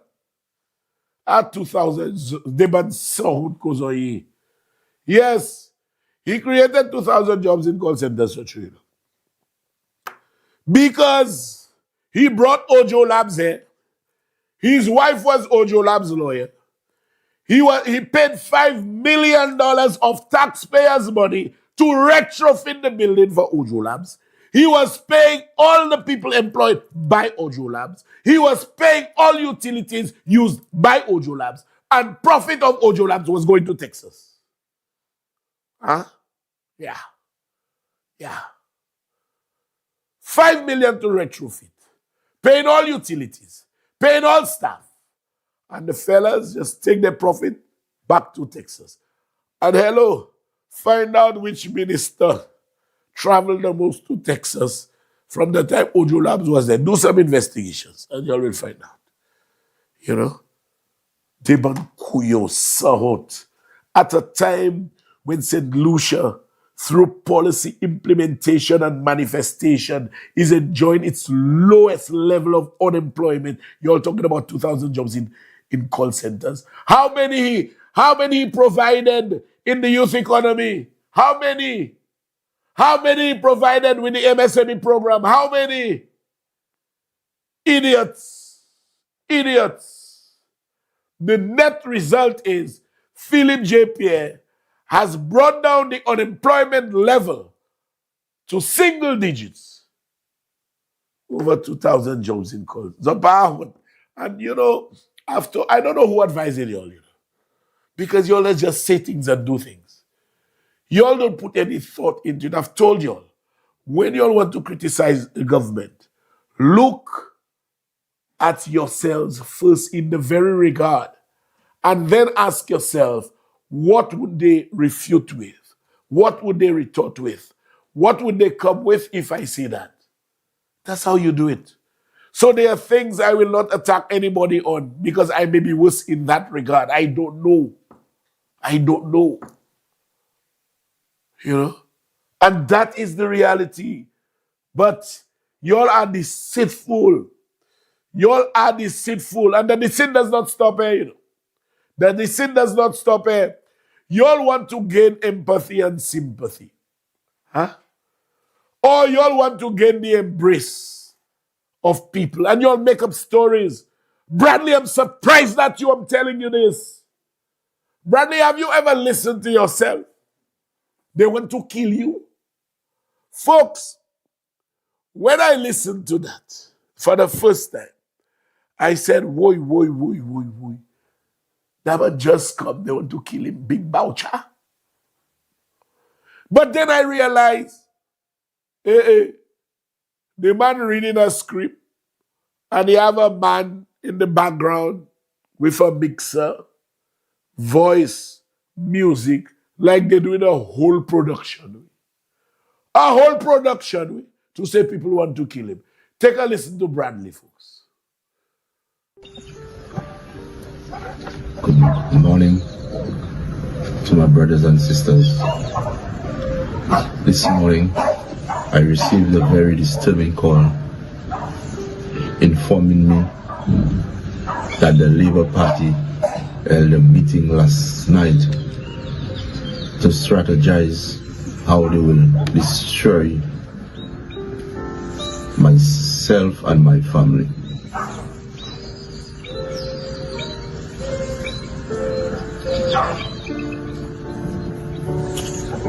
It took me a very long while to process this information that I received this morning. I asked myself two questions after I received this call this morning. Will my family be targeted for violence? Or will my family be targeted for a propaganda machinery?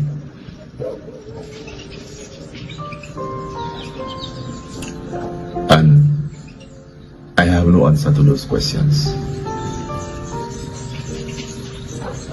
I guess time will tell.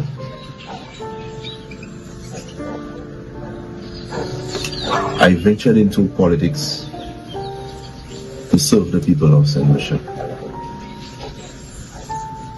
not to attack anyone personally, because as politicians, we need to serve and protect the people.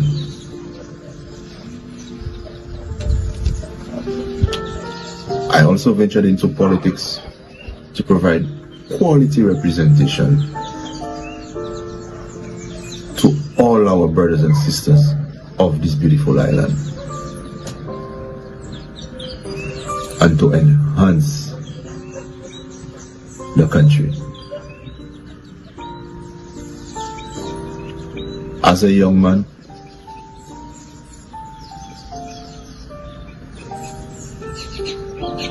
I will be, and my intention is to make a change in the dynamics of politics in St. Lucia. The make-we and the personal attack is something I will stay very far from. But to protect the victory, the Labour Party has planned and had a meeting last night strategizing how they will destroy my family and I. And it's so sad that what politics in St. Lucia is right now, that your opponent, the Labour Party, will be willing to do anything to secure the victory, while we have people suffering, while we have people starving, while we have people that cannot afford the health care, and even those that can afford the health care, the hospitals are empty when it comes to medicine. My brothers and sisters, I will make it clear to you that I will not be derailed by whatever the Labour Party is planning.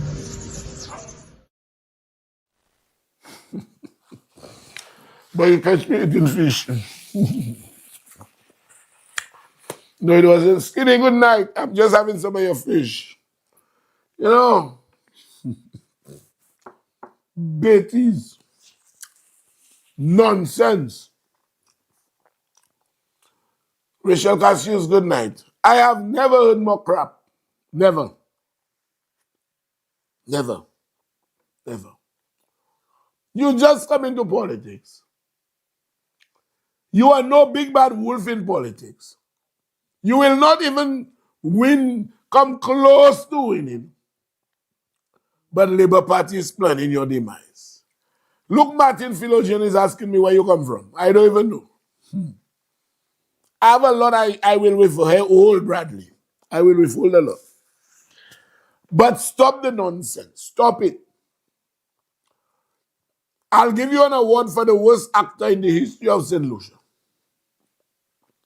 And if you want another job, go and read death announcements. You're doing it well. Because the way you count in words there, you'll do well at death announcements. You'll do very well. A man is telling a story of an intention to cause him harm or injury, but he does a whole production to do it. The man has a whole production mixing music whilst he's speaking. Who does that? Who does that?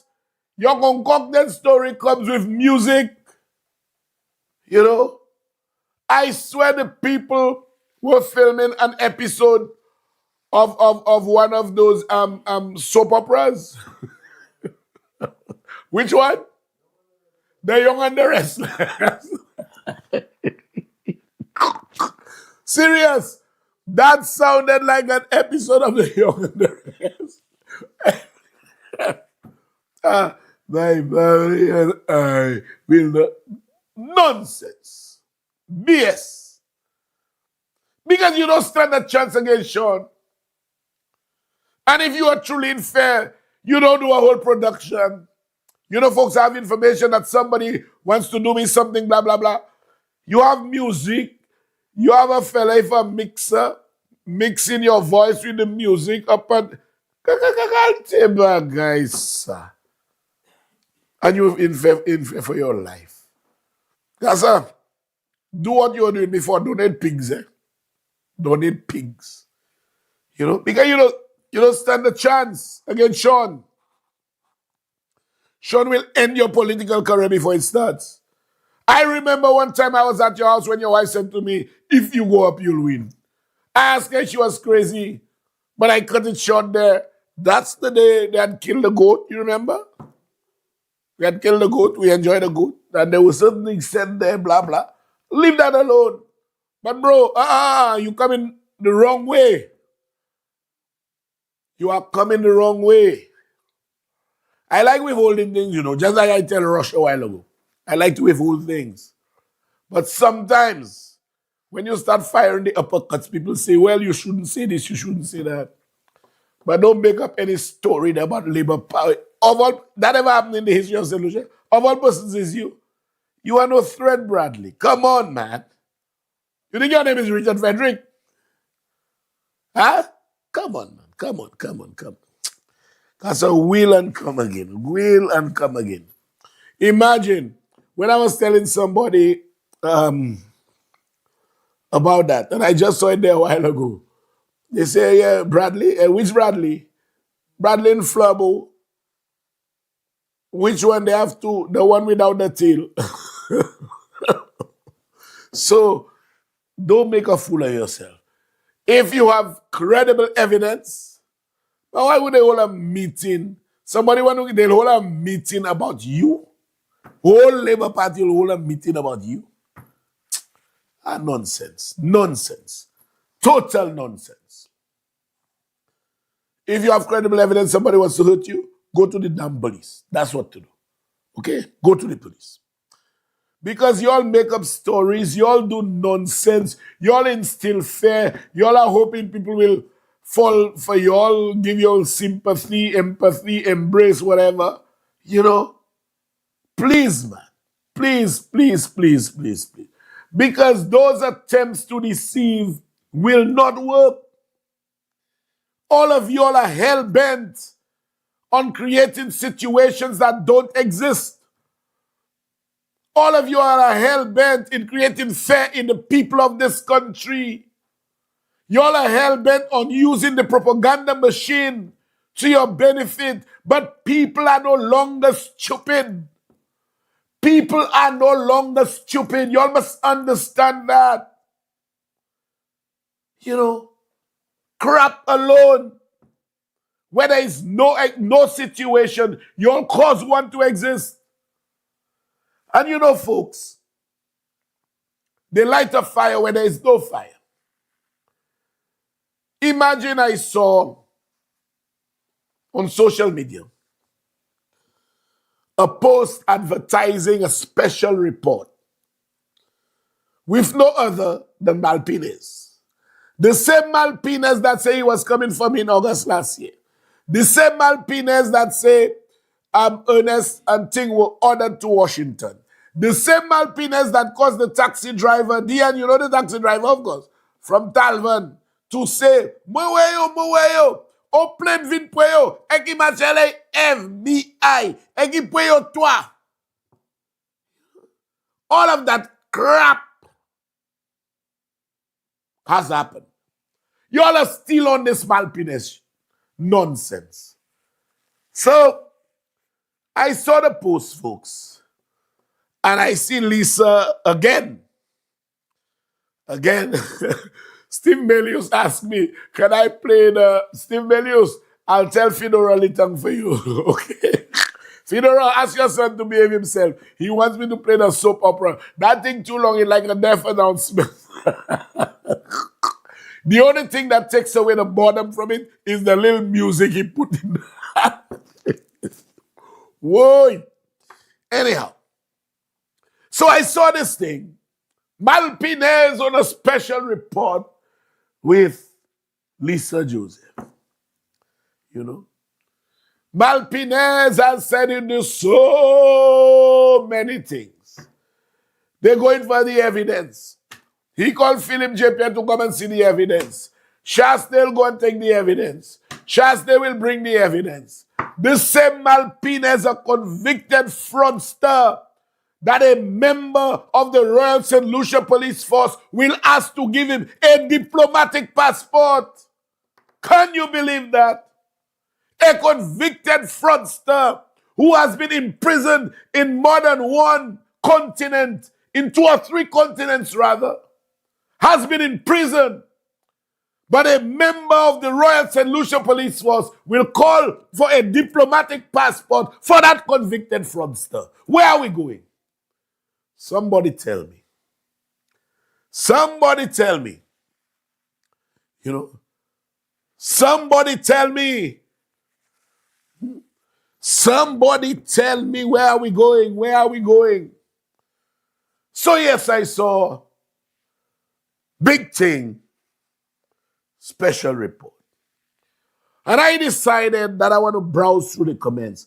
And I'm just telling you how deceitful those flabbo hacks can be.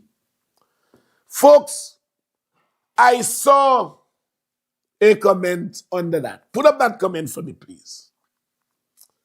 Put up that comment. Jacinta Georges.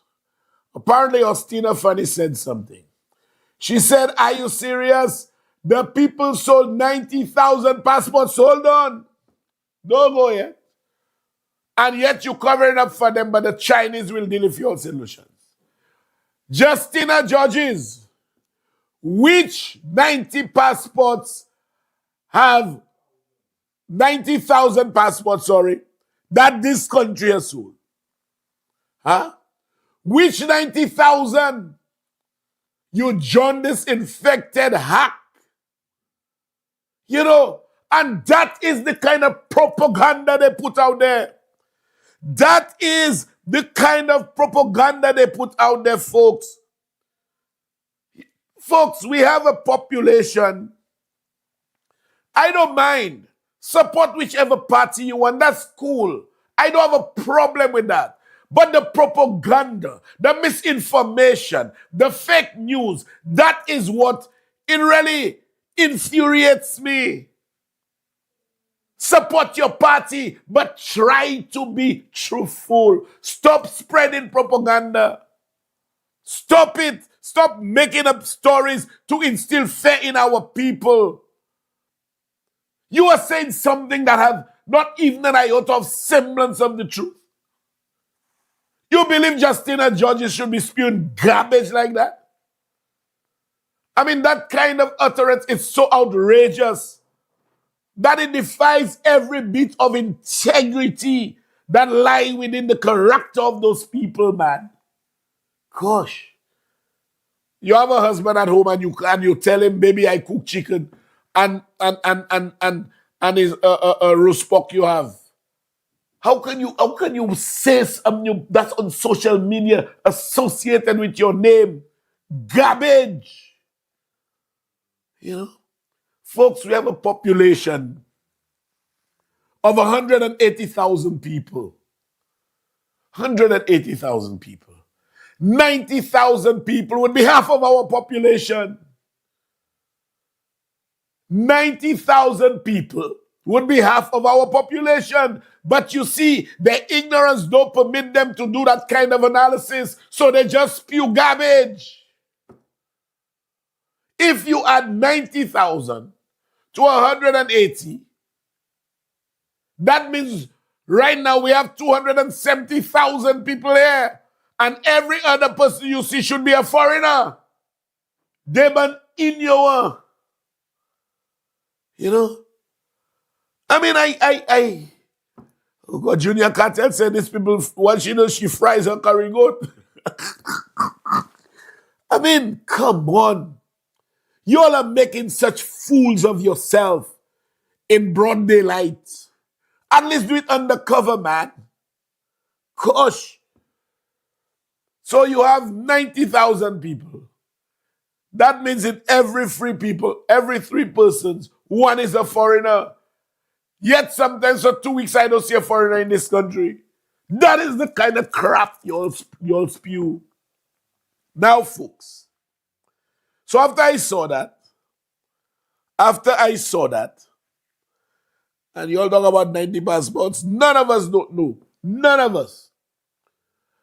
of us know how many passports Theo Aking sold. None of us. At least At least we know what we sold because the reports are tabled in Parliament. How many passports did Theo Hacking sell under the DSH agreement, which empowered him to sell passports and to put the money in a foreign account? How much money did he collect? And we know he could have spent that money on his own. He didn't have to report to us. So when you all spin your garbage, you all are putting Chasney's outrageous and egregious financial deeds under scrutiny. You all are throwing Chasney under scrutiny right away to show what he did when he was there.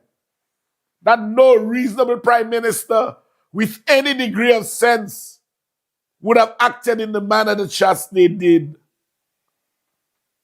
And you know, folks, I went and I listened. I listened to Malpinez. And one thing Malpinez said, I'm not even through yet listening to him. One thing he said that caught me right away. And I want you to hear it. I want you to hear it. So I will ask Black Boy to play it twice. So you will hear for yourself. Play that clip for me and play it twice so that everybody could hear. Population, now they want St. Vincent. That's what they want. Okay, you will see, and it started already, a lot of polls saying that CBI is good for St. Vincent, and Ralph Gonsalves, which I must say, you know, is a Labour, so we're not really have the same political agenda, but population, now they want St. Vincent. That's what they want. Okay, you will see, and it started already, a lot of polls saying that CBI is good for St. Vincent, and Ralph Gonsalves, which I must say, you know, is a Labour, so we're not really have the same political agenda, but before you play it again, I want you all folks to listen attentively. Martinez says, and I quote, Ralph Gonsalves is Labour, and therefore they don't have the same political agenda. Play that again and listen well, folks. population, now they want St. Vincent. That's what they want. Okay, you will see, and it started already, a lot of polls saying that CBI is good for St. Vincent, and Ralph Gonsalves, which I must say, you know, is a Labour, so we're not really have the same political agenda, but we don't have the same political agenda. Kalmanja, they don't have the same political agenda. Kevin, good night. Janella, good night to you, my girl. Good night, good night, good night, lovely Calypsonian. So, folks, you all are hearing that. Andrew Stanislas, good night to you. Welly, good night. Crystal again. Trish and Deriso. You know, you all are hearing that. Matthew Roberts, you heard? Did you hear Matthew Roberts? Can you believe that? Can you believe? Electra James, good night to you. Can you believe that finally Martinez is admitting that he has a political agenda? Huh? Ralph Gonsalves is Labour, so they don't have the same political agenda. Martinez, why the hell you are coming here and interfere in our domestic politics? Why? What right you have to do that? You are not St. Lucian and you shall never be St. Lucian. A disque. Go back where you come from. We don't need any movies thing there. Ralph Gonzalez is Labour, and so he's of a different political agenda. So, folks, you now understand. We now understand. We heard from him, we heard from Malpines himself. All of them, in conjunction with him, are pursuing a political agenda. But guess what? Tout bouché, yo pas ça jamais passé. They cannot. They cannot. They cannot. And that is what the flammos are good for. Anything that is said, they spin it. Philip J. Pierre cannot go to the White House, or would not, Rubio would not meet him. In their ignorance, did not even know that a meeting was already arranged with the rest of the leaders to go over to Washington. They didn't even know that. You know. And taking your ignorance, spewing it on the people as though it forms a factual basis of whatever you'll see. Nonsense. Nonsense alone. But y'all will not pass with that. Y'all will not. You know, last night, Kenny Anthony decided that he will complete this term and would no longer be interested in elective politics. Now, one understands that after 28 years. That's understandable. And I do believe, it's my opinion, that his speech was a bit touching. And it's always a sad moment for persons who have aligned themselves politically with Kenny Anthony for the last 28 years.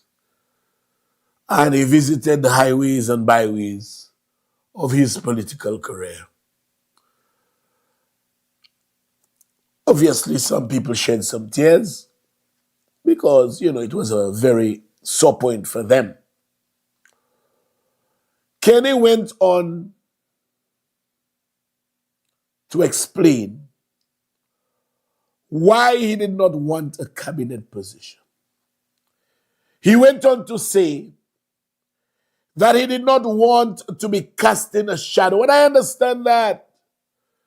Kenny was Philip J. Pierre's boss for the 28 years he was in politics. 3 terms as prime minister.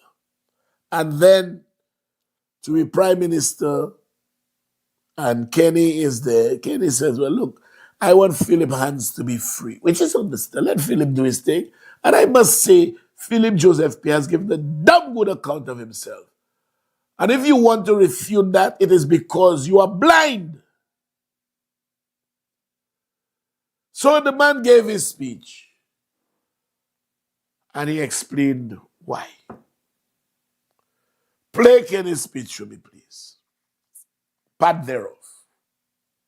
When I entered politics in 1997, one of the most famous statements that I made about the St. Lucia Labour Party was that it was the mother of all political parties in this country.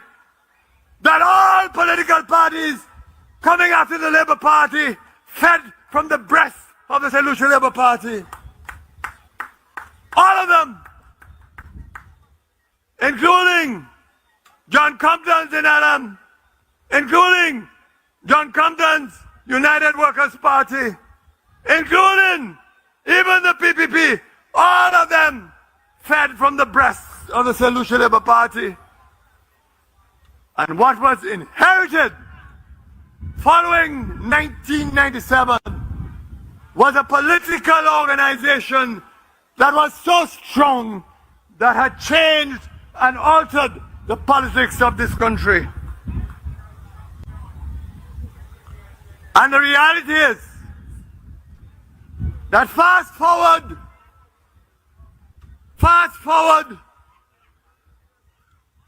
to 2016, 17, 2021, the best way that I could have helped the government of the St. Lucia Labour Party was to allow Prime Minister Philip J. Pierre to govern in his image, in his style, on his own terms, freely and unhindered by my presence. It would have been unfair for Philip J. Pierre to have walked on eggshells just because I was around him casting my shadow. In short, I have never ever wanted to cast my shadow over the government of the St. Lucia Labour Party.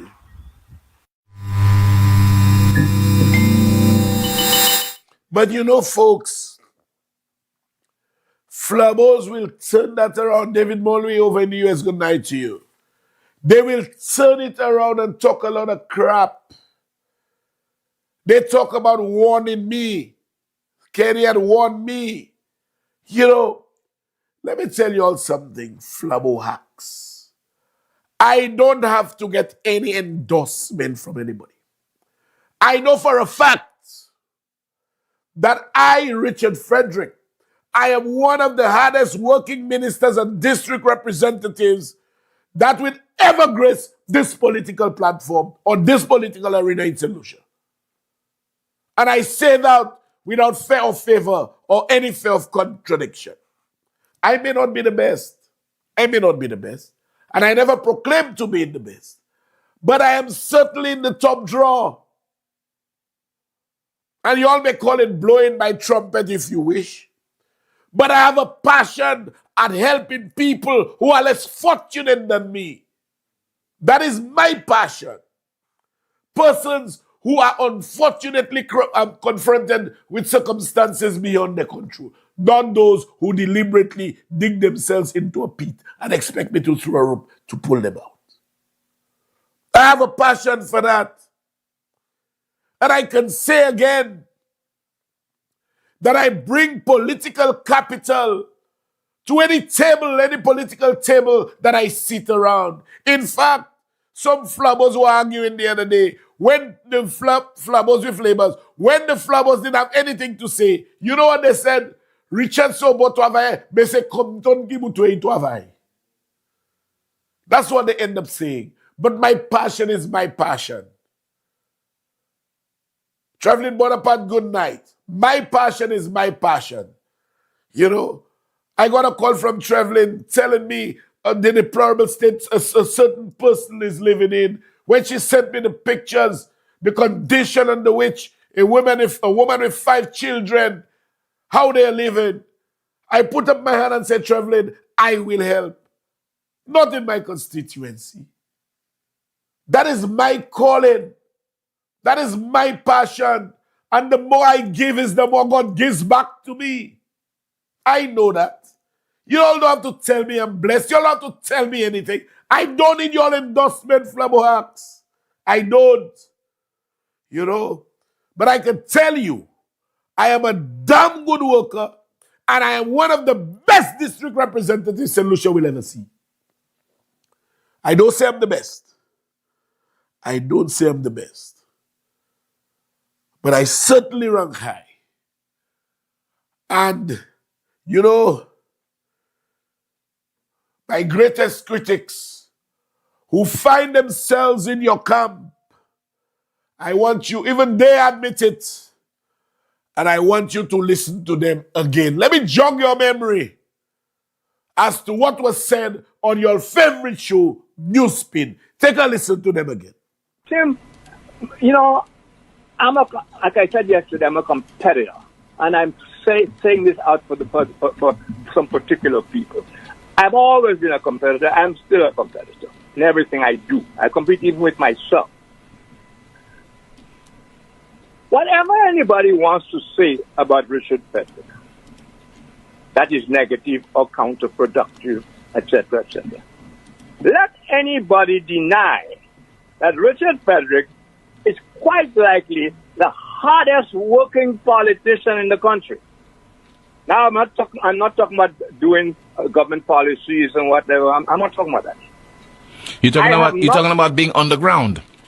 That's correct. Doing whatever he has to do to win. Yes. And you cannot deny. I thought that from 2006, when Richard Frederick was basically responsible for the victory of the United Workers' Party that time. Okay. Mm-hmm. And Richard Frederick was also responsible for the demise of the United Workers' Party in the last election. In 2011. And these things don't just happen, Tim. They happen from a lot of hard, concentrated, confident work. So if his opposition, for whatever reasons, figure the only way to deal with that kind of opposition is for you to sit there and moan, because let's talk straight about this. The people who are criticizing Richard Frederick are not criticizing him from the point of view of he has gone contrary to the law and this and that and stand up for it and talk about it, or he had no right to do what he did talking about the police officers. You don't hear anybody asking when Richard Frederick does his show, is he a minister of government, or is he a politician, or is he just a citizen with a talk show? Nobody's ever asked themselves those questions, and if there is an answer to that, Well, when Richard Frederick does his show, I guess people might be doing so again quietly. Quietly. Yes. So I'm saying these are the things that you have to consider, when you come to your conclusions. So this is not, I know that people are going to say, oh, Rick is being nice to Richard Frederick. I don't care what that is. What I am saying to you is, as bad as all the things they've said about Richard Frederick, whether true or not true, the one undeniable thing about Richard Frederick, which must not be made no attempt to deny, actually, it's undeniable, is that this guy probably is the hardest working campaigning politician I have ever encountered in St. Lucia. Are you going to deny that? You are correct. I can't deny it. I can't challenge We may it. not like the man's methods, but he has a special constituency, and he seems to know what they want. So if you want to go and oppose Richard Frederick, you had better be ready to oppose Frederick in all his on his turf. Let anyone deny that Richard Frederick is quite likely the hardest working politician in this country. The words of Rick Wayne. I thought so. Now, Tim, I chastise you for that already. It's not the last, the 2000 and the 2021 elections was when I caused them to I really hate this, that somebody sees me on the show and is calling my phone, honestly. Gosh, man. I feel like calling out your name, Don't call my phone. Now, I didn't say I'm taking calls now. I don't like this, folks. I don't like it at all. All right? Bon, pas fait moi ça. Pas fait moi ça. Pièce. Zot wè mwen le a ou ka kouye mwen? What you calling me for? Anyway, Rick Wayne. Let anyone deny that Richard Frederick is quite likely the hardest working politician in this country. And when he said, I was responsible for their victory in 2006, he was right. And when he said, I was responsible for their demise, it's not 2011, Tim. It's the last election of 2021. That's what he was talking about. He said it. But we tried in 2011. And then he went on to see, I thought so. And he said, it does not happen just so. It happens through hard work, concentrated and confident work. That's all I do. He went on to say, as bad as they all say about Richard Frederick, the one undeniable thing about Richard Frederick, and no one should make an attempt to deny it, including you, Tim, which is undeniable, the hardest working politician that he has ever come across in St. Lucia. And Hetima, you are correct. Folks, I'll say this to the Flabohacks. Flabohacks, I am here to stay. I will leave politics, but only me will determine that day. You can go high, you can go low, anyone who comes in front of me in Central must get a blue. They must. Now, if you don't like it, put it in your pipe and smoke it. We'll take 5 calls, folks. 4533911 is our number. I've been talking from 8:30 non-stop. Notice we don't even take breaks, eh?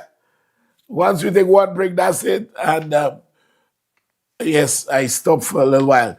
4533911 is our number here. Feel free to call. Okay, we have our first caller on the line. Good night. Can I help you? Yes, Frederick. Good night. Good night. How you doing, man? I'm blessed, thank God. That's George. That's George. That man. Hey, George. What's up? What's up? I do, man. Yes, man. I like what you say about Austin, man. Them fellas too stupid, man. Because them fellas know you are wrong for so long. You know? And you get in a flabo hack, put you off like that. You know? That will never happen to me, man. Yes, anyway, man. What All I right. wanted to tell is what is happening by the coconut, the vendors by the new place you put in down there. Are they staying there? Well, the coconut vendors shall be permitted to sell in an orderly fashion. But I'm sure you have been seeing them there. Like what? I'm sure you've been seeing them there. They shall remain there in an orderly fashion for now. Oh, right. Because, Everybody go in their coconut huts, wash coconuts, everything, but nobody's leaving anything there again. Yeah, because what they do, they start in a good way. And then when you forget about them... Pause. Not with me, George. So don't even talk about that. I know. I'm just telling you. Because all right. Well, they have started well and they'll continue as they are. Yeah, they start good. And then they I tell you, they've started well, they'll continue. So don't worry about that. That's not even the topic for discussion. I like the way you develop in Castle Central, man. Thank you, Georgie. Thank you. Man. Take care. All right. Become safe, man. Thank you, buddy. All right. I just got a message. The owner of Ojo Labs, 2 years after setting up business in St. Lucia, bought a business for 45 million US. 45 million US. He bought a building in the United States, a business in the United States, presumably from profits generated in St. Lucia. We have another call. Good night. Can I help you? Hello? Hello? Yes, good night. Good night, Richard. Yes, good night. Yeah, man, I listened to Kenny's speech last night. Yes. I listened to it from the beginning to the end. Yes. And what really surprised me today... Who's that, Tricky? Yes, man. All right. Yeah. And what surprised me today was to hear Slippery Finger Nancy disrespecting a man who has served this country for so many years. And you have someone like Nancy who represents the United Workers' Party disrespecting Dr. Kenny Anthony in that fashion. It just speaks to the kind of political party they call Flambeau today. Yeah. Because nowhere in the history of Flambeau you would find a crop of what I call undesirables like that. Yes. Because they have no respect for no one. And this is the same, but again, they are taking their cue from Chasmé. Yes. Because that's exactly how he behaves in Parliament. That's exactly how he treats St. Lucians with contempt. That's with disdain. This is the kind of political leader that wants to come back and represent us. I tell you something, Richard, I'm making a prediction tonight. 17 not. Of course. 17 not. Because they have lost the moral authority to govern the country of St. Lucia. Indeed. They have lost it a long time ago. Indeed. And yeah, man, that's my contribution here tonight. Yeah, man. Great show as usual. Thank you. Yellowbird Saudi, that's my prediction too. I'm tricky.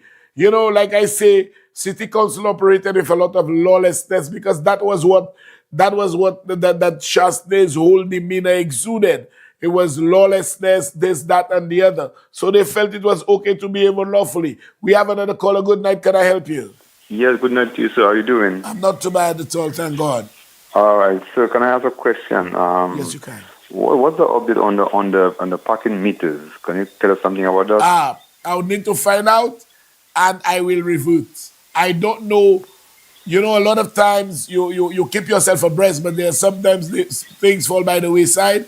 I do know there was supposed to have been training for that. And I do know we have requests for certain meters to be placed certain places. But I promise, Madam Mayor, I'm sure you are, if you are listening, call me on my phone. Call her, rest assured. If the mayor calls me, she'll give us an update. If she doesn't next Thursday, rest assured, I will give you all an update. Thank you, sir. All right, very well. Yes, and yeah, I agree. I mean, 17 knot is quite achievable given whatever exists there, Sapaflabo. We have another call on the line. Good night, can I help you? Good night, can I help you? Good night, Mr. Frederick. Good night. I just wanted to say continue doing a good job. Thank you. And have a blessed night and just continue doing what you do for all of us. Thank you. You're welcome. All right. Thank you. So, yellow but goodbye, boy. Berlin Samuel, good night. That's for sure, my rep. Your flowers I will give you now. My rep, blow your own orchestra. You too troublesome. Uris and Garfield from Rose Hill, good night to both of you. Uris said, I must say you are the best. We have a call online. Good night. Can I help you? Yes, good night. Good night. My question is, for years now, the CDC buildings in town, I know it was built as a result of the Castries fire. 1948. Yes, and it has been an eyesore, and I know Castries, well, basically we have all the cruise ships coming in, and I do not see a place for tourists really to enjoy the city center as much. So, for me, I've been saying this for years. I mean, it's a bit of an eyesore, and it's taking up a lot of space. Commercial space. So I was thinking of a possible tourism village or something. So when tourists come there, you come down to the city center, and it's lovely and things for people to do. So I was just wondering, is there a plan to take down those buildings gradually and eventually develop the city center? I think your concern is meritorious, and something needs to be done. But you have to balance development and the plight of your people, and that is why I am against persons who sublet, because they are persons who can afford and they want to occupy the CDC. But it is a situation where if you get an investor, one of the first things you need to do is to provide alternatives for the people you will be displacing. Because it will not be, the Almighty will look down on you well. When I broke down the first CDC, I could tell you I got apartments, housing, assisted in building for each and every person who was actually living in that block. And after it was empty, it was demolished. So it's not a situation where you could just move in. I wanted to clear there for us to build the anchorage. I had to ensure I got alternatives to the vendors. I wanted to clear the fishermen where they are selling by the market. And fishermen, where fair or place by is up and souple, pas pousser kabo we peso a villa. Now one zote, bon, quitte villa kagade bel messieurs, souple na maison, souple, just to move them. I had to build a $300,000 facility. So basically, those kinds of things come with a lot of attendant problems, and that you have to take care of them before you can think of displacing people. So if, for example, we have an investor that comes to the table, we can discuss this thing holistically. We can say, okay, we have 20 acres of prime land. We will give you 1 acre of prime land if you can put up a building for me. I'm just being hypothetical here, with 400 apartments to house my people. I house my people, I give them either free rent or whatever. Then I can demolish and put up proper structures but you cannot do it at the expense of a home for persons who have called those places home for a very long time. Yeah, I understand that, but sometimes I think you have to upset this. I agree. I've always said that you cannot make omelette without breaking eggs. But you need to exercise a certain Yeah, I degree of understand. humanitarianism to ensure that you do it properly. All right, thank All you. right, okay. Having said that, Alan of Customs Department, good night. Good night to Al Henry. Good night. We have a caller on the line. Good night. Can I help you? Mr. Frederick, good night. Good night. You were doing a good job. Who's that, Murky? No. All right, let me say good night to Murky, Xavier, and Natukian, and Atuki Anthony. Good night. Go ahead. What I find that the sidewalks in Castries are very rough and they're just breaking up people's shoes. Are you going to do something about that? If you walk along, what street is that? The street where City Council is.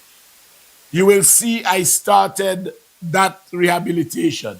If you walk along the chaussee, where you see the green bollards, the red and white bollards, you'll see all those sidewalks are done. It's a work in progress, and I can tell you, even on Jazz, the Sunday of Jazz, whilst the Prime Minister is supposed to be enjoying himself, he said, Minister, I need a costing for the sidewalks in town. I said, Prime Minister, you're talking about a couple $1 million. He asked me to identify the most, those that are most needed or most used. And I have Dinas Fede, good night to you. I have Dinas Fede doing a costing for me on those to ensure that we give the sidewalks a facelift. Well, okay, I appreciate that because that's been my concern. And if you go right now, but next to Castries City Council, what bus stop is that again?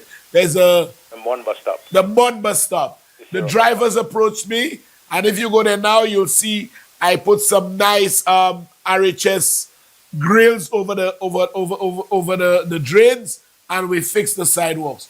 I can't do all one at once, but it is work in progress, and your point is well taken. It is something that needs being done. All right, well, thanks a lot. Yes, my brother. Thank you. Okay, Black Boy will take one more call. Black Boy, tell me no more calls. But okay, he put up his finger. He said one more. Okay, Black Boy. And I think we already have a caller on the line. Good night. Can I help you? Good night. Good night. Good night. Yay. Good night. Good night. Good night. Kif Mondesi, lower the volume of your television. Kif Mondesi, Tetwed. Now me take off. Wait.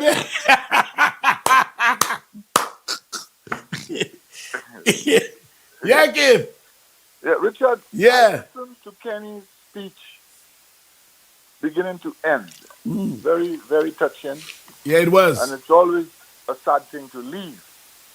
Now, you have to understand the beast, the United Workers' Party, their vision, their sympathy. My brother, Ulrich Mondesi, Kenny says, gave him the hardest fight in Beaufort.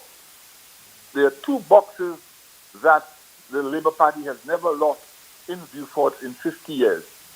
And he was able to beat Kenny in those two. What they did, that's why he was so upset, and at the end, Kenny tell you, he supported him, is that they promised him the Minister of Health. Now, who's they? The United Workers' Party. We say Chasney. Chasney and them. Well. Right? He is one of the ranking general practitioners in St. Lucia with a reputation like that. They turned around, they deceived him, and they gave it to Mary Isaac. Yes. Now the same thing they did with me. I served a constituency, and up to today, you go in that constituency, my mark is on that constituency. The same thing you said, you have to love the people, and you have to go there wanting to work. When they came to picking a candidate, they want me to go in a runoff. A man that had a ministry of national security, my mark is there. A man that had a planning, my mark is there. A man that went into health, my mark is there. So I told them, I'm no little boy. I am not going in any runoff with anybody. And who's the runoff I'm going with? A guy that just entered politics, Dominic Fede. So, and they deceived me again. So I am saying that we have to understand, the people of St. Lucia have to understand, this is a party that have no vision. They cannot interpret people that have vision and hard-working people. Also, they are deceitful. So the people of St. Lucia, if they ever make a mistake and see that fake thing that they're coming up with, we will be doomed.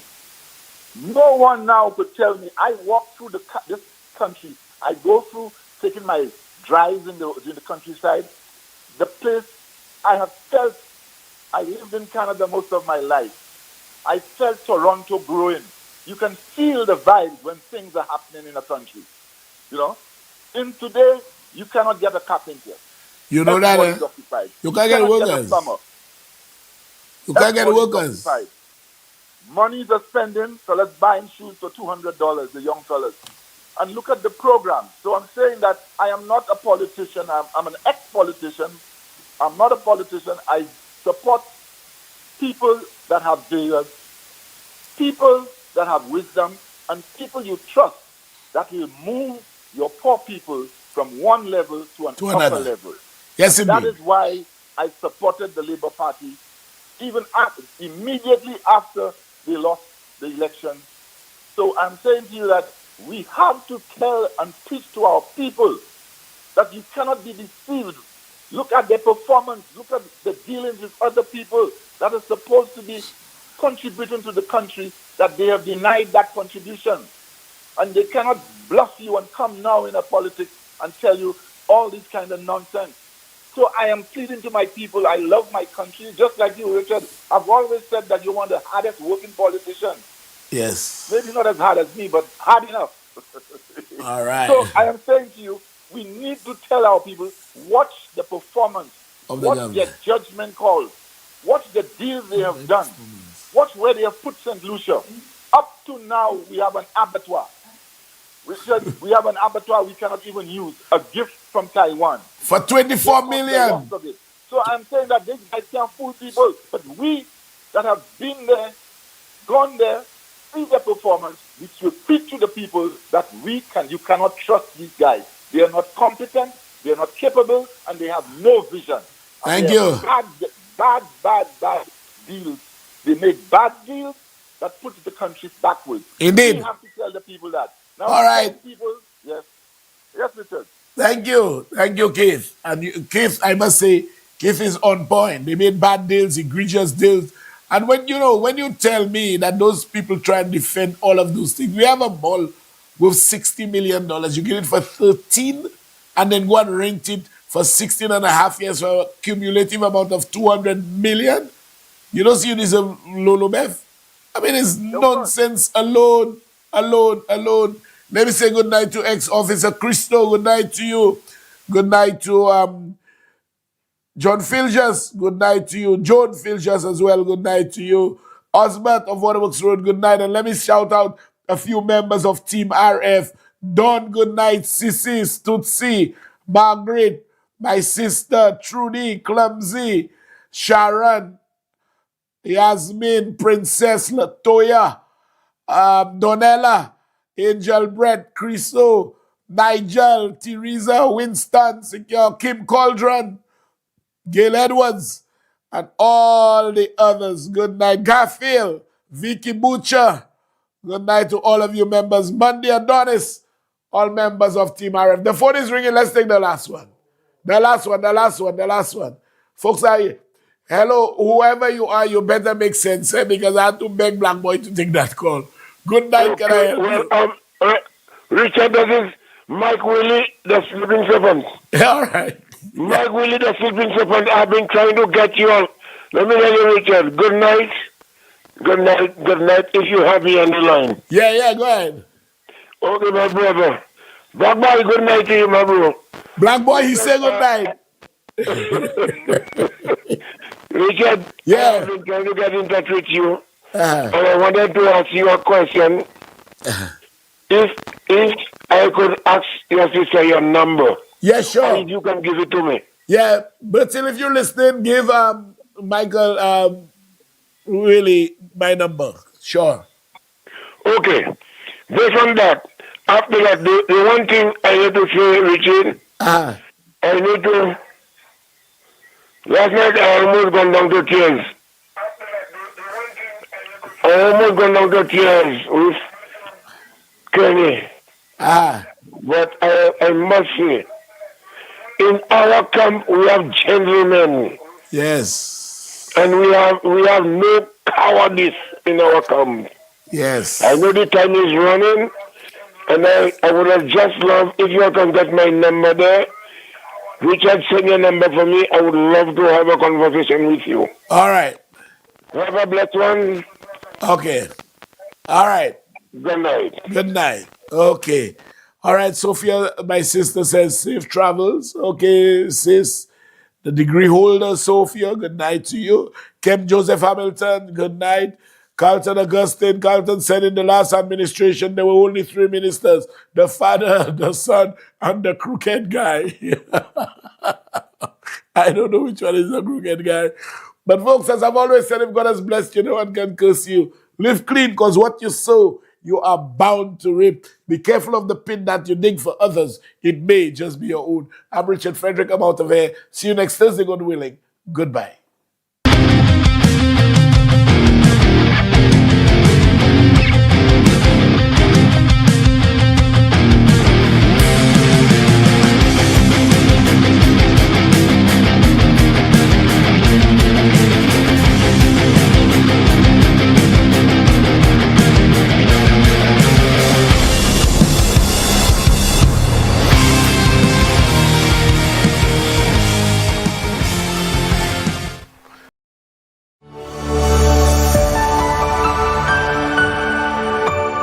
You're watching MBC.